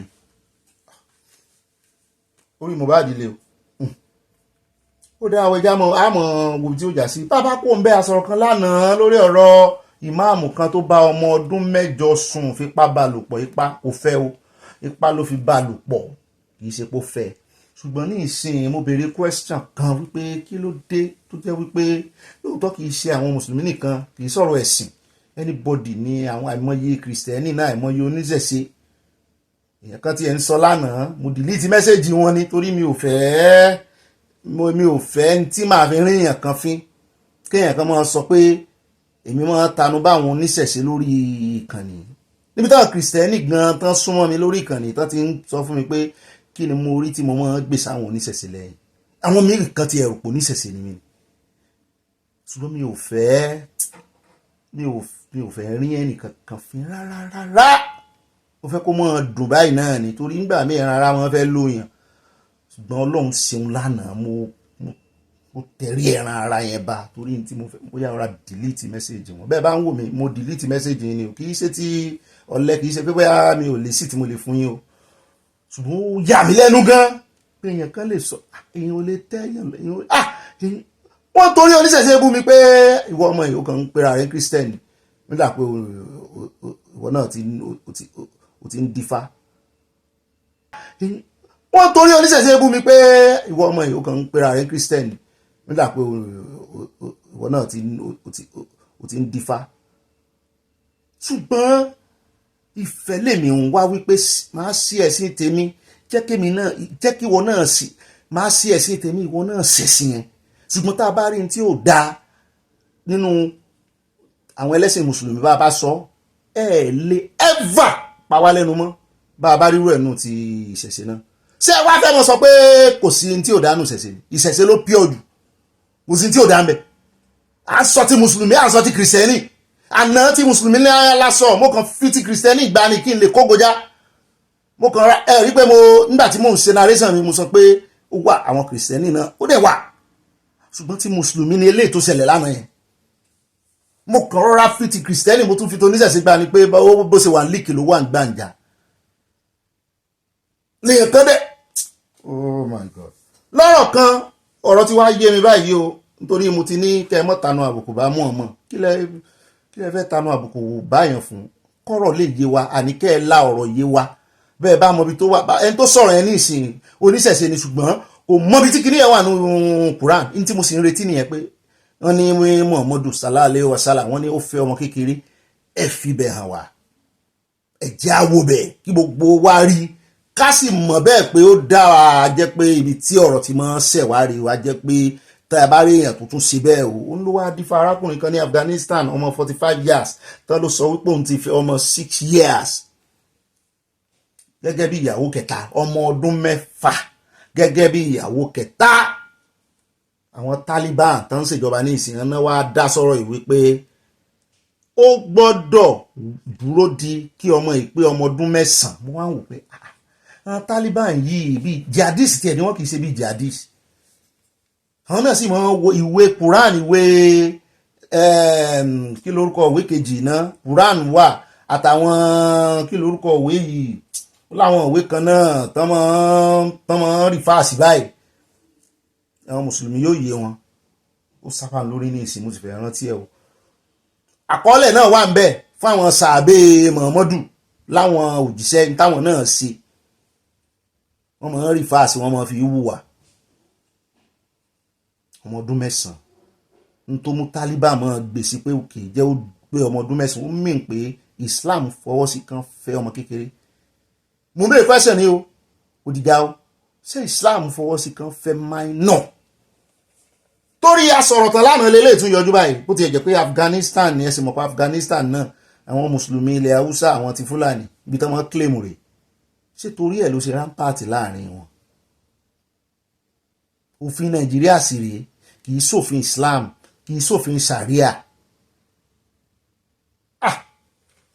ẹ là lóye ọmọ kékeré tó bá tiẹ̀ jẹ́ culture àwọn Aráàbù ni tó yẹ kán àwọn ẹlẹ́sìn tó fẹ́ ṣe ẹ̀sìn Arab ìyẹn ẹ̀sìn Islam ọ̀rẹ́sìn Arab ni tẹ́ ẹ fẹ́ ṣe ẹ̀sìn Arab tó yẹ kẹ́ ẹ mú culture wọn mọ́ ẹ̀sìn tẹ́ ẹ fẹ́ ṣe ẹ lè ṣẹ̀sìn wọn àwa náà ẹ̀sìn kìrìsìtẹ́nì tá à ń ṣe kì í ṣe ẹ̀sìn ìṣẹ̀ṣe wa kì í ṣẹ̀sìn àwọn bàbá wa àyálò ni ṣùgbọ́n kéèyàn wá mú culture àwọn Júù kéèyàn wá mú mọ́ ẹ̀sìn yàtọ̀ sí àṣà wọn ẹ ti ń da lórúkọ mọ́ sápà nígbà tẹ́ ń ṣe àṣà wọn àbí ó wà nú ẹ̀sìn bẹ́ẹ̀ ni Ọlọ́run fààyè gbà pé kó máa fi ọmọ kékeré ǹjẹ́ yín èyí tẹ́ ń wò mí tẹ́ jẹ́ mùsùlùmí ẹja ṣe báyìí kó má dàrí yẹn jiyàn ṣé ẹ lè fi ọmọ yín ọmọ ọdún 6 ọmọ ọdún 8 ọmọ ọdún 9 ṣé ẹ lè fi fún ọkùnrin kọkùnrin kan wálé ọmọ yín tẹ́ ẹ rán lọ tó sì wà primary school bóyá wà ní JSS 3 sọmọ ọdún 9 ó ti dé JSS 3 àbúrò wà ní JSS 2 kọkùnrin kan wá wálé kó tiẹ̀ mọ́ dàgbà jù kó jẹ́ bí 20 years boy kó wá ní òun fẹ́ fẹ́ ọmọ yín àgbàlagbà lẹ́ ń retí tó ti lówó lọ́wọ́ àwọn kan máa ń ṣe excuse kan pé tó bá fẹ́ pé kì í ṣe kó máa fọwọ́ kàn á máa tọ́ bí ọmọ á máa grow ẹ̀ bí ọmọ pé kò fẹ́ kẹ́lòmíì fẹ́ ni ó fẹ́ lẹ̀ ó fẹ́ ṣé prepayment láàpẹ in prepaid ó fẹ́ kí ló tí ò ṣe fílẹ̀ lọ́dọ̀ ìyá rẹ̀ kó jẹ́ kọ́ ọmọ gbọ́n àwa ọkùnrin tá a sá mọ́ toast àwọn ohun tójú wa máa ń rí lọ́dọ̀ àwọn obìnrin because wọ́n ní choice even kó jẹ́ choice wọn gan tó bá toast wọn wọ́n lè kọ́kọ́ fi ọ́ pa fún bí ọ̀sẹ̀ mo ti ẹ̀ ń lọ́sẹ̀ fún bí oṣù bíi 6 tó mọ̀ bẹ̀ wọ́n sá tó sá mọ̀ ṣe gbogbo ẹ̀ kó tó wá gbà fún ọ kí ló dé tẹ́ ẹ mọ́ ń kọ́ mọ́ ń pápá ọmọ tí ò tí ì lè that decision take mo sì gbọ́ wípé wọ́n máa bọ́ ọmọ yẹn sùn tó bá ti fẹ́ tán eléyìí ò dáa o ẹ mójútó o kẹ́ ẹ pariwo síta gbogbo àwọn tó yẹ káwọn àwọn sì kíyín gbogbo tó yẹ kán mójútó rèé o n tí ò bá dánú ẹ̀sìn kan yọ dànù gbogbo àṣà tẹ́ ẹ jogún mẹ́sìn kẹ́ ẹ yọ dànù kò sí irú àṣà yẹn ńlẹ̀ Yorùbá ìwọ tó jẹ́ Yorùbá tó rè ń ṣẹ̀sìn ẹlẹ́sìn tó tún wá yá àṣà wọn mọ́ tó fẹ́ fi bàṣà ṣé ọmọ sọ wà ní àṣà Yorùbá pé wọ́n lè fẹ́ ọmọ kékeré àbọ̀ ọmọ tẹ́yìn bá ti fẹ́ o ti ní ìwé ẹ̀rí àti bàṣùn nìyẹn o ti ní láísẹ̀nsì àti bàṣùn tó rò fẹ́ ni àti àwọn òbí tán ń ṣerú ẹ̀ òbí méjèèjì ó yẹ kán kó gbogbo wọn lẹ̀ wọ́n torí ẹ̀ mo ti rójú tù mo ti mọ ibi tí ọ̀rọ̀ ti wọ́ wá o ẹ já kó mbẹ́ já dá Amẹ́ríkà lórí ọ̀rọ̀ Trump àti sọ́gà rẹ̀ láàpẹ́ àbí ọ̀rẹ́ rẹ̀ ní kì í sọ́gà rẹ̀ gbọ́dọ̀ ààrẹ mi ti fẹ́ mọ́ bínú bá wọn iye kan Trump sẹ́wọ̀n pé láìpẹ́ ní Trump ní òun consider pé òun máa deport Elon Musk sì rí bí téèyàn bá ṣe àṣemọ́ṣe ló lè deport rẹ̀ ṣùgbọ́n ó bá lóun ó deport ẹ̀ yóò deport ẹ̀ ṣùgbọ́n kó tiẹ̀ tó wá di wípé yóò sọ̀rọ̀ deportation Elon Musk náà wá fẹ́ sọ agbára wọn lòun náà ti lè dá ẹgbẹ́ òṣèlú lẹ̀ gbogbo ọ̀nà ló fẹ́ fi dí pẹ̀lú Trump ó ti lè dá ẹgbẹ́ òṣèlú lẹ̀ mo ní kí wá ló fẹ́ fi halẹ̀ mọ́ ṣé àwọn Republicans wọ́n máa bọ́ sí inú ẹgbẹ́ òṣèlú tuntun ni ó ní wọ́n lè defect bíi ti Nàìjíríà ó lówó ni bóun náà sì ní àwọn èèyàn nínú Republican mo ní wọ́n ní bẹ́ẹ̀ ni wọ́n lé sẹ́mi ìrántí ipa tó kó nínú àtiwọlé Trump ni wọ́n láwọn èèyàn nínú Republican tó lè influence wọ́n ní tó bá sì ti dẹ́gbẹ́lẹ̀ táwọn èèyàn lè cross carpet tàbí kó tiẹ̀ jáwọn èèyàn tuntun wọ́n ní ẹgbẹ́ rẹ̀ ó lẹ́sẹ̀ ńlẹ̀ o wọ́n ní àfàìmọ̀ gan kó náà wọ́n lòun fẹ́ ṣe presidency wọ́n ní politics USA náà ti fẹ́ wọn jọ ti Nàìjíríà o àwọn kan náà ṣe ẹ̀dẹ̀gbẹ́ ni bẹ́ẹ̀ ni wọ́n àti approve ẹ̀ náà bá tún wọnú ẹgbẹ́ ẹlẹ́gbẹ́ àwọn tí òdo kọ tán rógòlò tẹ́lẹ̀ náà bá bá sádò wọn pé àwọn kógo bọ̀ ADC àwọn èèyàn sọ kó bá kúrò ọ̀rọ̀ sí wọn wípé wọ́n lè rógòlò pé gbogbo àwọn tó ti bà Nàìjíríà jẹ́ gbogbo wọn náà kún lọ́bẹ̀ gbogbo náà sì mọ̀ wọn àtẹni tó ń fẹ̀sùn kàn yàn àtẹni tó ń fẹ̀sùn kàn èwo wá ní èwo ló sẹ́kàn nù ìkan ò sẹ́kàn bí ìpínlẹ̀ pààrọ̀ ẹ jẹ́ àpò ń bẹ́ẹ̀ já sáré yanran yín létí arábìnrin tó kú ní last year kọ́lọ́mbà àfọ̀rúnkẹ́ ọmọ rẹ̀ torúkọ rẹ̀ ń jẹ́ Sylvester Oromoni ikú ọmọ rẹ̀ ló pa o wọ́n ní ikú ogun nípa kíkanjú ikú odò ní pòmùwẹ̀ ikú ogun ọmọ ló pa ìyá ìbáyìí ẹran ti Dowen school tán ti pa ọmọ yìí tí ìyá àti bàbá kọ̀ pé àwọn ò ní sin ọmọ àwọn àfi tẹ́ ẹ bá wá justice bí ọ̀rọ̀ Mohbad náà ni àfìgbà tó ṣàṣàwọn arúmọ jẹ oríṣiríṣi wọn ní natural death ló pa ọmọ rẹ̀ àṣẹ̀yìnwá àṣẹ̀yìnbọ̀ last year 2024 tí wọ́n sọ wípé ikú Ọlọ́run lọmọ rẹ̀ kú níyà ẹ̀ náà gbẹ̀mìmì kò pẹ́ tí investigation yẹn ìwádìí ikú rẹ̀ tó jáde níyà ẹ̀ gbẹ̀mìmì pé ó bẹ́tà ẹgbọmọ lọ́wọ́ àwọn ẹfìyà jẹun ohun tó rí justice fún ẹ fi ìpòhùn lè wà láyé ìyá yóò gbé kúrò lára o pánìkì ẹ sọ́ọ̀kì ẹ ló pa o wọ́n wá fẹ́ ṣe bẹ́rẹ̀ ẹ̀ ní ìsìn ní August tó náà lẹ́wọ̀n yẹn forever in our heart náà kọ síbẹ̀ eléyìí ní agbára o Nàìjíríà ṣẹlẹ̀ sí wọn látàrí pọ̀ mọ́ lọ school bàbá rẹ̀ náà yarí nígbà tí wọ́n láwọn ti ṣèwádìí corona inquest tán wọ́n sọ wípé ikú tó wà avoidable ni pé ká ní àwọn òbí rẹ̀ tètè àwọn òbí rẹ̀ ó ṣe tètè nígbà tí mo ti rántí tó sọmọ yẹn àwọn akẹgbẹ́ rẹ̀ gan àwọn senior àwọn náà búlì ẹ̀ tán náà nà án tán lọ́pọ̀lọpọ̀ wọn ọmọ olówó ni án ọjọ́ kejìlá gbọ́ páwọn òbí wọn ti ń gbé wọn travel tí àwọn ọmọ wọrí ní bọ́ọ̀ tiwa ọmọ 12 years tán ọmọ wọrí tán yarí nígbà náà Dowen yẹn wọn ti pamọ́ òun rò pé wọ́n sì ń operate ní Lẹ́kì Nàìjíríà ẹrù pẹ́ kàn mọ́ pa láìṣẹ̀ sí ẹ̀wọ̀n kó gbóhùn tí ò lè jẹ́ kí Nàìjíríà gbádùn rẹ̀ àwọn ẹ̀mí aláìṣẹ̀ tán panu Nàìjíríà ariwo wọn pọ̀ lọ́rọ̀ kan ìyá ẹ̀ náà sá ti bá lọ báyìí o wọ́n máa sìn náà lọ́gọ́sì abẹ́ ẹ̀wà rí báyìí Nàìjíríà ó dà ẹ̀wọ̀n retí pé yọ ọ̀dà ò pẹ̀lú ogun tó ń ṣe fáwọn aláìṣẹ̀ ẹjẹ́ kó ń bẹ̀jàre o ẹjẹ́ wá dé ọ̀dọ̀ NDLEA níbi tá a ti gbọ́ tó sọ pé tọkọtaya àtọmọ obìnrin méjì pẹ̀lú ọ̀rẹ́ wọn àwọn márùn-ún lọ́wọ́ bá o lórí ọ̀rọ̀ pé wọ́n gbé oògùn olóró wọ́n náà gbé sínú lipstick wọ́n náà gbé sínú báàgì ọmọ torí mi ń wò pé sọ́tò ti ń fa àwọn ọmọ kékeré gbé oògùn olóró ni àwọn fẹ́ kó bá àwọn ọmọ wọn náà di oògùn olóró sínú báàgì sukú àwọn ọmọ yẹn kì í sì sàn nìkan wọ́n náà tún mú àwọn kan náà tó ń lọ sí Saudi Arabia wọ́n náà yẹn náà sínú aṣọ náà di tiwọn sí bẹ́ẹ̀ náà ni wọ́n tún ní wọ́n mú arákùnrin kan ìyẹn ń bọ̀ ní Italy níbi tá a wà ẹ̀ òun náà ó rè oògùn wọn náà mú ní ìsìn iná tramadol àbí nǹkan kan lórí èdì sínú ẹrù rẹ̀ wọ́n sì mọ́ mú kinní náà bí náà àwọn burúkú yẹn wọn náà lóògùn olóró wọn tán máa ń mú un bì tẹ́ ẹ bá ti rí wọn tán rọra dúró sí park tán rọra ń ṣe bíi kinní tán ń jára jẹ ẹ ti rí wọn pé àwọn eléyìí wọ́n sá ti mú gbogbo wọn ẹ bá ń tẹ́sí ilé agbẹ́rẹ́ ẹjá gbọ́ díẹ̀ bọ́rọ̀ ṣe lọ NDLEA ń ṣiṣẹ́ gan-an lẹ́nu ọjọ́ mẹ́ta wọ́n mú wọn gan-an ni. The National Drug Law Enforcement Agency NDLEA intensifies its fight against drug crime with the recovery of cocaine concealed in 84 pieces of female lipsticks heading to the United Kingdom. According to NDLEA Director Media and Advocacy Femi Babafemi, 280 grams of the same Class A drug were uncovered in a property title document, certificate of occupancy CFO, being sent to Saudi Arabia. Babafemi disclosed that a notorious drug kingpin, Ajesibo Emema, popularly known as Wari Kingsman, was arrested in Ikeja, Lagos after NDLEA operatives dismantled his drug trafficking network in a 3-day operation leading to the arrest of 3 other suspects. Recovered from a Mami's network were 24 jumbo bags containing 681 pouches of Canadian loud, a strain of cannabis weighing 404.2 kilograms. Babafemi further disclosed that a businessman, Aja Johnson Uchenna, and his wife, Rosemary Uchenna, along with their 2 daughters, Stella Uchenna and Ngozi Uchenna, as well as their family friend Okoro Elijah, were taken into custody after investigation revealed they run a major illicit drug distribution network in Lagos. Meanwhile, NDL operatives at the Lagos airport intercepted a frequent traveler, Aburemi Hyacinth, who specializes in conveying goods for customers from Nigeria to Italy.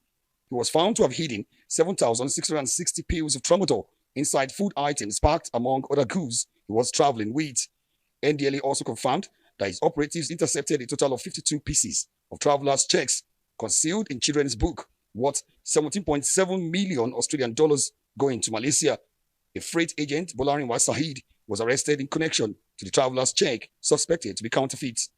Meanwhile, a 78-year-old suspect, Mike Aben, was arrested with 14.49 kilograms skunk and tramadol during a raid by NDLEA operatives at Ofutwa, Obubra local government area of Cross River State. ó lé ilé káwọn fi káre gbogbo rẹ̀ lẹ́ẹ̀já sáré dé Ìbàdàn níbi tí kan náà mínísítà rẹ̀ Tinubu tó ti ní òun ò ṣe mínísítà mọ́ gómìnà ló wú òun kò ń ṣe o. ṣùgbọ́n wọ́n wá ń bí pé sọ́mọ̀ wípé ó máa ní láti kọ̀wé fipò sílẹ̀ nítorí ẹnìkan ò lè jẹ méjìlá bá àlàdé ó lóun gbọ́ ó lóun mọ̀ ó lóun sì gbà.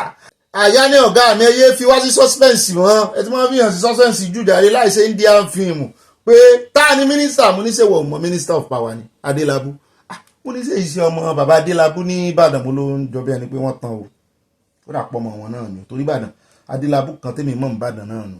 ẹ bá tẹ̀sí lágbára ẹ jẹ́ àwò bó lòun ṣe rìnrìn àjò òun gbogbo àwọn stakeholder tó lòun rè bẹ́ẹ̀ sí mọ́gbàgbé òun náà tí ó ti ṣe flag bearer governorship flag bearer ni fún ẹgbẹ́ APC tá nà ń gbà náà 2019 kan ó dà pé Ṣèyí Mákindé náà ló nà engineer Ṣèyí Mákindé náà ló nà ó tún wá lòun fẹ́ padà wá báyìí ṣùgbọ́n ó tún wá ń sọ ó ní ó dáhùn lójú ó ní kọ́ mọ́ fóun ṣe consensus candidate kan ó ní kàn gbà àwọn èèyàn láàyè kàn jọ dupò fún primaries ó ní kàn gbà àwọn èèyàn láàyè kàn jọ dupò kàn mọ́ sọ wípé bóyá torí pé òun ti jẹ́ mínísítà àbí òun lẹ́nu ni wọ́n ṣe wá gbé fóun pé gbogbo àwọn tí wọ́n bá nífẹ̀ẹ́ sínú ẹgbẹ́ APC kan náà ni ó pé lọ́tẹ̀ yìí òun ó fojú Ṣèyí Mákindé tàbí ẹni tó wá fẹ́ yàn bẹ́ẹ̀ òun ó fojú wọn gbólẹ̀ pé ààrẹ Tinubu ẹgbẹ́ àwọn làwọn ó kógojá níbẹ̀ mọ́ ló ti sú ọ̀ fún ààrẹ ẹ bá ń tẹ̀sí ilé abẹ́rẹ́ jábọ̀ lẹ́nu bàbá paradì ká hand over fáyà.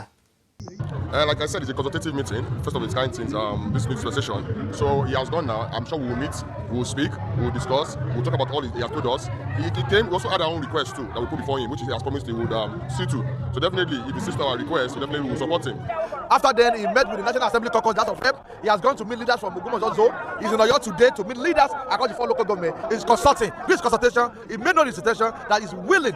He wished to be the governor of Oyo State to APC and is ready to fight for the party ticket. It was a very good meeting that we had, and I told them my mission, that I'm still interested in contesting for governorship of Oyo State come 2027 under the banner of APC. Everybody was there 100%, and they received me with open arms, and they pledged to support me. I did not ask for any endorsement. Let other aspirants come. Let them come and advertise themselves. Let them come and tell them what they can do. So we have a very good, fruitful, and healthy battle at the primary election, and the winner will also have the support of others. òfin wọn bẹ̀ náà ó fẹsẹ̀ kan délé Adébáyọ̀ Aláwọ̀ Akálà gómìnà lánàá pé kóun rè báwọn kọ́ ọmọ lùbọ̀ ń bẹ̀ ẹ wo bínú àwọn ọmọ Yorùbá yín ṣe ń dùn lórí ọ̀rọ̀ election lórí ọ̀rọ̀ ìdìbò ń tán jẹ òjẹ̀ kan gbọ́n. olóòlẹ̀ ti gbọ́ yẹn o bí ẹni pé nínú sáà tá a wà yìí gan sáà òṣèlú nítorí òṣèlú kàn ń ọ̀rọ̀ òṣèlú náà kàn ń sọ sáà wọn àti ẹ̀ ṣèjọba mọ́ ó dà yá ìwọ náà wàá ṣèjọba abala kọ́mẹ́sẹ̀ sàn wá gbé àwọn olólùfẹ́ wa débẹ̀ pápápá mo jẹ́rìí rẹ̀ àròjọ ń solókun. mo máa kí káàbọ̀ sínú abala èèyàn olólùfẹ́ wa ìyáwó ọlápẹ́jù òkóso ní Ọ̀gbẹ́ni Bobby ẹ̀kú iṣẹ́ ọpọlọ kò ní rẹ̀ ní àti Èdùmàrè àmì àtẹ̀yìn náà. Thanks for making us smile daily, always looking forward to your undiluted news. Ọlọ́run lójú orí bẹ́ẹ̀. More blessings bro, Yorùbá nation going by àwọn tẹ love sí àti nǹkan panu ẹ ṣeun mọ́ àmì wọ̀nyí wá yín tì o. àtìyá mi bẹ́ẹ̀ la kí bọ̀bọ̀ láwọn ní ẹkú iṣẹ́ ọwọ́ Ọ̀gbẹ́ni Bobby mo máa ń gbádùn yín èmi náà ń gbádùn yín inú mi máa ń dùn to be part of this platform. You are really blessed with God's wisdom. You will fulfill destiny by God's grace. Amen. Wike is there waiting for Aregbesola torí tí wèrè òde lásẹ̀ ní wèrè ilé. Natasha case is not political. The hands of the judges are tightened. Ó ti lóhun orí zoom lọ́la. wọ́n mi Debbie Ajẹ́wọlé precious mi wọ́n ní precious Ọ̀gbẹ́ni Bobby Ọ̀gbẹ́ni pàtàkì thank you and thank you so much wọ́n fàgún lèmi náà ṣe fàgún o for today's news broadcast. What a great lively and joyful presentation. Wow wọ́n tẹ love sí mi kíìsì ni o tí wọ́n bá kíìsì èèyàn náà love ni wọ́n tán bọ̀ wọ́n ní God Almighty will never stop blessing you. Amen. I appreciate you and Aya your twin àbí ìbejì mi nù more success and more love. yéyí ọba Debbie Ajẹ́wọlé from New York State ní USA. wọ́n mi yọ yẹn kò ní yẹ ẹ lẹ bẹ́ẹ̀ náà ni at Bumi Crystal wọ́n tẹ love wọ́n ní sending love as usual as Ọ̀gbẹ́ni Bobby for your àgbọ́túngbọ́ ìròyìn ṣe tó máa tún gbọ́ ó ti yà mí lẹ́nu pé ẹ tẹ love lónìí ẹ tún fi ọ̀rọ̀ lé yóò dáa fún yín ọkọ yín ò láìkì yín. bẹ́ẹ̀ náà ni mọ́ọ̀mí Ọlábọ̀dé Ọlájùwọ̀n wọ́n ní ibà reality news ẹ kú iṣẹ́ takuntakun àyà ń kọ́ àyà náà wà ń bí o òun náà ń fèsì reality tiẹ̀ lọ́wọ́ reality nílé ayé. at Adésínà Ọládẹ́ǹdé wọ́n ní Ọ̀gbẹ́ni Bobby ó kú iṣẹ́ ọpọlọ o mò ń jẹ́ yín o bá mi o àyà ń kọ́ wà ń bẹ́ ìròyìn rẹ ó máa ń pa mí lẹ́rìn ní ojoojúmọ́ ní wàá ẹ̀ ní sunkún Olúwa á gba ojú rẹ lọ́wọ́ omijé àmì o yóò sì gba ọkàn rẹ lọ́wọ́ àrùkàn àmì o yóò sì yọ ẹsẹ̀ rẹ kúrò lọ́wọ́ ìṣubú ní orúkọ Jésù àmì o ẹni ìdùnmọ́ mi o mo like àwọn mẹ́sẹ̀gì yìí àlàáfíà àti ẹ̀mí gígùn kí Olúwa fi fún ìwọ àti ìdílé rẹ àmì o àtẹ̀yìn náà àti gbogbo wa o àwa láò máa wá ìwọ láò sì máa bá lórúkọ Jésù àṣẹ́gun jẹ́ ń fìkún lẹ́ẹ̀mẹ́ta sí bẹ́ẹ̀ ni mo ṣe sọ fún mi kí n ṣe nù. ẹ má bínú ẹ̀yàn wá ń lé mo ti ní reality ní news yìí wa mọ́ọ̀mí at Tina Parker wọ́n ní the marriage of Obi and Atiku is heading for disaster. Nigeria cannot be changed in 4 years. Obi ń tanra rẹ̀ ní o bí afasẹ́gbèdò ń tanra rẹ̀ jẹ́. We all have grey hair by the time Nigeria is fixed. kọ́lọ́n di ó fix gan. We need our own Yoruba nation. Bobby, very interesting news this beautiful Sunday in New York. Thanks a million. wọ́n tẹ love alárànbarà mo rí pink mo ní blue mo rí white mo rí yellow mo rí pink ó pọ̀ lọ rẹpẹtẹ ìkan gan tún olùbẹ́ẹ̀tì mo rí flower mi mẹ́rin náà ni àti keys orí ẹ̀ at end time revival wọ́n ní ibà sòǹgìtò mo ń jẹ́yìn mo rántí orin kan aládìyẹyẹ agbẹ́rù ẹ̀ mo rántí rẹ̀ wọn mọ́ Arẹ́gbẹ́ ti gbé màálù dé aládìyẹyẹ agbẹ́rù rẹ̀ òṣèlú ìpínlẹ̀ Ọ̀ṣun máa ń dùn gan ni o wọ́n náwó àbí Sárẹ́gbẹ́ ó lawọ́ ni wọ́n tẹ lọ́ọ̀fù sí a ó dàbí òṣèlú tèkó wọn náà wọ́n ń yàwó lẹ́kọ̀ọ́ gbọ́n mo mọ̀ pé wọ́n mọ̀ kọrin orin èbú pọ̀ lẹ́nu Arẹ́gbẹ́ àtàwọn èèyàn rẹ̀ ó fọ̀ ṣeun wọ́n ní Mr. Bobby the problem is since he wasn't really in the force in Russia and he goes back to Russia Putin is going to order for his spy wọ́n tẹ lọ́ọ̀ sí àti nǹkan panu Philly USA ọmọ Nàìjíríà ọmọ Yorùbá tó bára rẹ̀ ní ilẹ̀ àìwọ̀ níbi tó ti rèé jagun fún Russia ẹjẹ́ àdọ́dọ̀ mọ́ọ̀mí abiyakíṣe mọ́yìn mo wà elated mo sì rí mẹ́sẹ̀gì yìí wọ́n ní Ọ̀gbẹ́ni Bobby kú ètò ń bo mo ti mọ̀ tó Ọlọ́run ní mọ̀ ń tò honestly you too funny ṣé mo rí ní orúkọ rẹ nítòótọ́ àti wípé gẹ́gẹ́ bí ìdáhùn sí ìbéèrè rẹ lánàá àwọn èèbó yìí yóò tún máa relocate sí ilẹ̀ Áfíríkà wọ́n kúkú ti ń kọ́ Ifá bẹ́ẹ̀ ni wọ́n sì ti ń kọ́ èdè wa pẹ̀lú ọ̀pọ̀lọpọ̀ àwọn ènìyàn ní ìlú yẹn wọn kò mọ̀ nípa ìmọ́tótó fún àyíká àti ilẹ̀ ẹ̀gbin ọjọ́ ń bọ̀ ní Olúwa wí o ó mà ṣe o mọ́ mi ọ̀ dà fún yín wọn kò wáàyè pé yín ẹ ti miss mi bẹ́ẹ̀ náà ni ẹja wa dọ́dọ̀ mọ́ mi ẹ tó tẹ̀léra yín ni àwọn ìyá dáadáa yá mi rí Scott Adigun wọ́n ní ibà ganu sí mú fi tọ̀wọ̀tọ̀wọ̀ kí gbogbo ilé wọn láwọn kí yín o àjíǹde ara a máa jẹ́ ti gbogbo wa lórí ìkànnì yóò àmì o ìkànnì wa dàbí ilé aláyọ̀ ìbànújẹ́ ò ní wá àárín wa wọ́n ní lójú tèmi ó yẹ kí wọ́n lọ gé bàbá yìí ní abẹ́sọnù abẹ́bò mọ́ mi mò ń retí mẹ́sẹ̀jì ẹ̀ tún kọ́ kí ni ń jábẹ́ mi ò láìkí ẹ o ẹ fi gbogbo ẹnu pé kò sí ti ń jábẹ́. tàbí kí wọ́n gbé lọ síbi tí wọ́n ò ti kòbó gidi látẹ̀yìn bàbá wèrè olórí burúkú kò ní rẹ́gbà fún àmì much love wọ́n tẹ love sí asàlám kò sí mọ̀ sí ní kòbó látẹ̀yìn tán bá gbé dé prison nítorí máa fi ṣe nìyẹn. ibi tọ́pọ̀lọpọ̀ wọn ti ń kọ̀kọ̀ kúkọ̀ yẹn wá tán bá ti jáde ní prison báyìí ọkùnrin sọkùnrin ni nítorí ṣe fún wọn nìyẹn. ó dẹ̀ já dọ́dọ̀ mọ́ mi gbogbo ara náà fi ṣe love ìyẹn búmíbúmí crystal wọ́n bú sẹ́rin wọ́n ní ó ga o no work again Nigeria oníṣẹ̀ṣe ṣùkúkú take the remaining 4 days for holiday àbí múrí ìkìtì ń béèrè fún ọjọ́ Friday for holiday káwọn oníṣẹ̀ṣe náà kúkú gba ọjọ́ 4 yòókù mo sì wà lára àwọn tí ń ṣàbẹnusọ fún oníṣẹ̀ṣe páwọn náà gbọ́dọ̀ ní holiday wọn káàkiri àgbáyé káàkiri Nàìjíríà jàre. at Victoria Soyo ọláìkọ́ wọ́n ní Ọ̀gbẹ́ni Bobby mi yóò dáa fún ìmọ̀ mi. That's Mr. Dayo Kujore music. May so rest in peace. Amen. Bẹ́ẹ̀ni, Dayo Kujore ló kọrin tá a fi wọlé lánàá. At Nurudeen Murtala, bàbá mi dáadáa, tájọ́ ń jókòó, Ọ̀gbẹ́ni Bobby ti wá ibà, ìyá ibà tí ń kú mi àní. Ibà confam ẹ̀kọ́ tó sẹ́ndẹ̀ ìròyìn ọlọ́mọlé tí ń bá tí ìgbọ́ lójúmọ́ kan, ọkàn mi ò tí ì balẹ̀. Kódà kí n wà níbi iṣẹ́, ire o from New York City, wọ́n tẹ love sí báà mi Murtala. Ṣé ilé ẹ̀sánwó kan fún mi àbẹ́mi ni ó san fún yín? At Adétáyọ̀ Adégáyé wọ́n ní ó bí àwọn mùsùlùmí yìí ẹ máa fi oníjàgídíjàgan sí ni yóò da orílẹ̀-èdè Nàìjíríà yìí rú àwa sì ń fẹ́ bẹ́ẹ̀ kí orílẹ̀-èdè Yorùbá lè rọ́nà lọ bẹ́ẹ̀ ni bí tẹnìkan ò bá bàjẹ́ tẹ̀yàn kan ò lè dá kò ní tọ́wọ́ wa bàjẹ́ ṣùgbọ́n bọ́ọ̀lù ń fẹ́ tí ó padà ṣẹlẹ̀ sínú. Yorùbá nation ìbùkún ní fún orílẹ̀-èdè Yorùbá from Newark New Jersey USA wọ́n tẹ̀ lọ́ọ̀sì àti nǹkan panu. At Jeremiah Ọbaníṣọlá bá mi ní ibà gẹ̀ẹ́sì fọ́lé onírọ́kà fata Ọlọ́run ló fún wa ní àmà olùtàbí ń fọ Bobby ọba kì í kú ọba ń wàjà ní àmúlọ́ba kú lánàá àbẹ̀ mọ́bìnrin ọpọlọ múrìkì ti lọ kò sọ̀rọ̀ àwọn tí Fúlàní pa ṣùgbọ́n asínwín wá sàríà ó tún ń wá holiday. Mom Esther Sosanya wọ́n ní my brother Obi is this a country? No. Every one of them is all the good things they want. All we want is Yoruba nation. God will give it to us. Amen. Mọ́ọ̀mí Adésọlá Ọládèjì wọ́n ní gbogbo ilẹ̀ Yorùbá tí ẹ pín mọ́ ilẹ̀ Haúsá Kogi Delta Edo ẹ bá wa dá padà fún àwa Yorùbá wọ́n tẹ lọ́ọ̀fù sí wa. Àtìráyẹ́mì Yusufu bá mi ní àbọ̀rúbọ̀ àbọ̀ ìbọn ṣiṣẹ́ bá mi Ọ̀gbẹ́ni Bobby Alfa tó bá ọmọ ọdún 8 sùn fi jọ ànábì kan ní o Yorùbá nation náà wọ́n tẹ lọ́ọ̀fù sí ọ̀rọ̀ yín ti yé mi. At Moruf Ọlálérè wọ́n ní well done. Ṣókí lọ́bẹ̀ ogi well done to you too sir. At Aláyọ̀ Olúwaṣẹ́gun Ayọ̀yìn òní ìbànújẹ́ o Ọ̀gbẹ́ni Bobby well done well done mi tún wọlé o you are a true indigene of Yoruba race that hails from Iwo land yóò dà fún yẹn dáyẹ̀ mọ́. báà mi ò rí ìzórí ọlá wọn ní ibà confam ẹ bá wa sọ fún àyà pé Super Falcons ti ń ṣe bẹbẹ ní Morocco kí wọ́n ṣàánú ajé kí wọ́n má já wa sí oh God Oriola Oris from Dallas Texas ṣé Super Falcon yẹn ṣé Yorùbá nation náà lọ represent mi àwọn ṣe ní bá mi.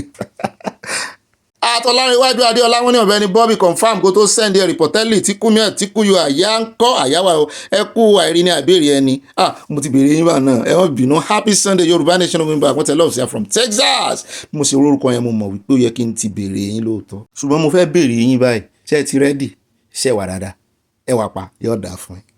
At Ọmọ́táyọ̀ Akínúsì wọ́n ní Ọ̀gbẹ́ni Bobby ìka aláìníláàkáyè aláìníláárí aláìláàánú àwọn constituency Natasha Ọlọ́run á ṣe ìdájọ́ gbogbo ẹ̀yin ọ̀jẹ̀lú àtàwọn adájọ́ Nàìjíríà tó ń bẹ̀rù láti dájọ́ constituency Nàìjíríà mọ̀ wà lẹ́yìn Natasha bóyá àwọn senator lẹ́fẹ̀ẹ́ sọ. At Anímọ́tù Ṣadé Ọ̀nànúgà mọ́ mi ọjọ́ ti pẹ́ o torí ó ti pẹ́ tí mo ti ka orúkọ inú comment wọ́n ní Ọ̀gbẹ́ni Bobby ẹ̀ka àsán ẹ̀ sì kú ọ̀rọ̀ ti Nàìjíríà ọ̀rọ̀ Yorùbá nation ẹ jọ̀wọ́ ẹ bá wa bí gọ́vnà Dàpọ̀ Abíọ́dún ní gọ́vnà eléyìí ní Ògùn ohun tí wọ́n fi owó Ògùn state subsidy ṣe fún wọn. Ẹ gbọ́ ẹ̀yin ọmọ Ògùn ẹ jẹ́ á kọ́ béèrè lọ́wọ́ àwọn ọmọ Ògùn tó wà níbí iṣẹ́ yá wọ́n ní kí náà fowó subsidy ṣe fún yín ẹ mọ̀ ká. Mọ́ọ̀mí Modinat Solomon wọ́n ní ọ̀rọ̀ wọn ò mú yẹ́ẹ̀sì wá o. Mọ́ọ̀mí Riscott àtúnpàdé ń bí àdìgún wọn ní ó bí irun ọ̀gẹ̀dẹ̀ kì í sunkún àti dẹ̀ bẹ́ẹ̀ ni gbàtẹ́ ẹ̀ fi ọ̀gẹ̀dẹ̀ ránṣẹ́ sí lánàá ló jẹ́ kí n béèrè Ọlọ́run túbọ̀ máa sọ agbára dọ̀tun kò ní rẹ̀yìn láìláà mí o Kunduz yín o mi sì ń lọ́ọ̀fù yín gan-an ni o mọ́ọ̀mí bẹ́ẹ̀ ṣe wọ́n fi èkó lọ́ọ̀fù mi ó wọ́n yín lọ́rùn wọn yín lórí Paul ó di pàkà wọ́n tẹ lọ́ọ̀fù sí a àti salam mọ́ọ̀mí dáadáa. At Boxer Power 4112 wọ́n ní sàríà kọ́ sàríà ni this man is just a stooge for the north. bẹ́ẹ̀ ni àbòkí àwọn àbòkí Mọ́ọ̀mí Jẹ́mílà Gbájé wọ́n ní sẹ́rí wípé ọ̀rọ̀ tí ò ní làákàyè ni ọkùnrin yẹn ń sọ ó yẹ kí ó yẹ kí wọ́n mójútó wọn. Àbòsí ẹ̀sìn ni wọ́n ń ṣe ìjọba ẹ̀ o. Kán ti ẹ̀jẹ̀ àmọ́ kọ́lọ́mọ tètè yá mọ́ ọmọ rẹ̀ ńlẹ̀ tó bá ti jẹ́ wípé under age náà fẹ́ máa fẹ́.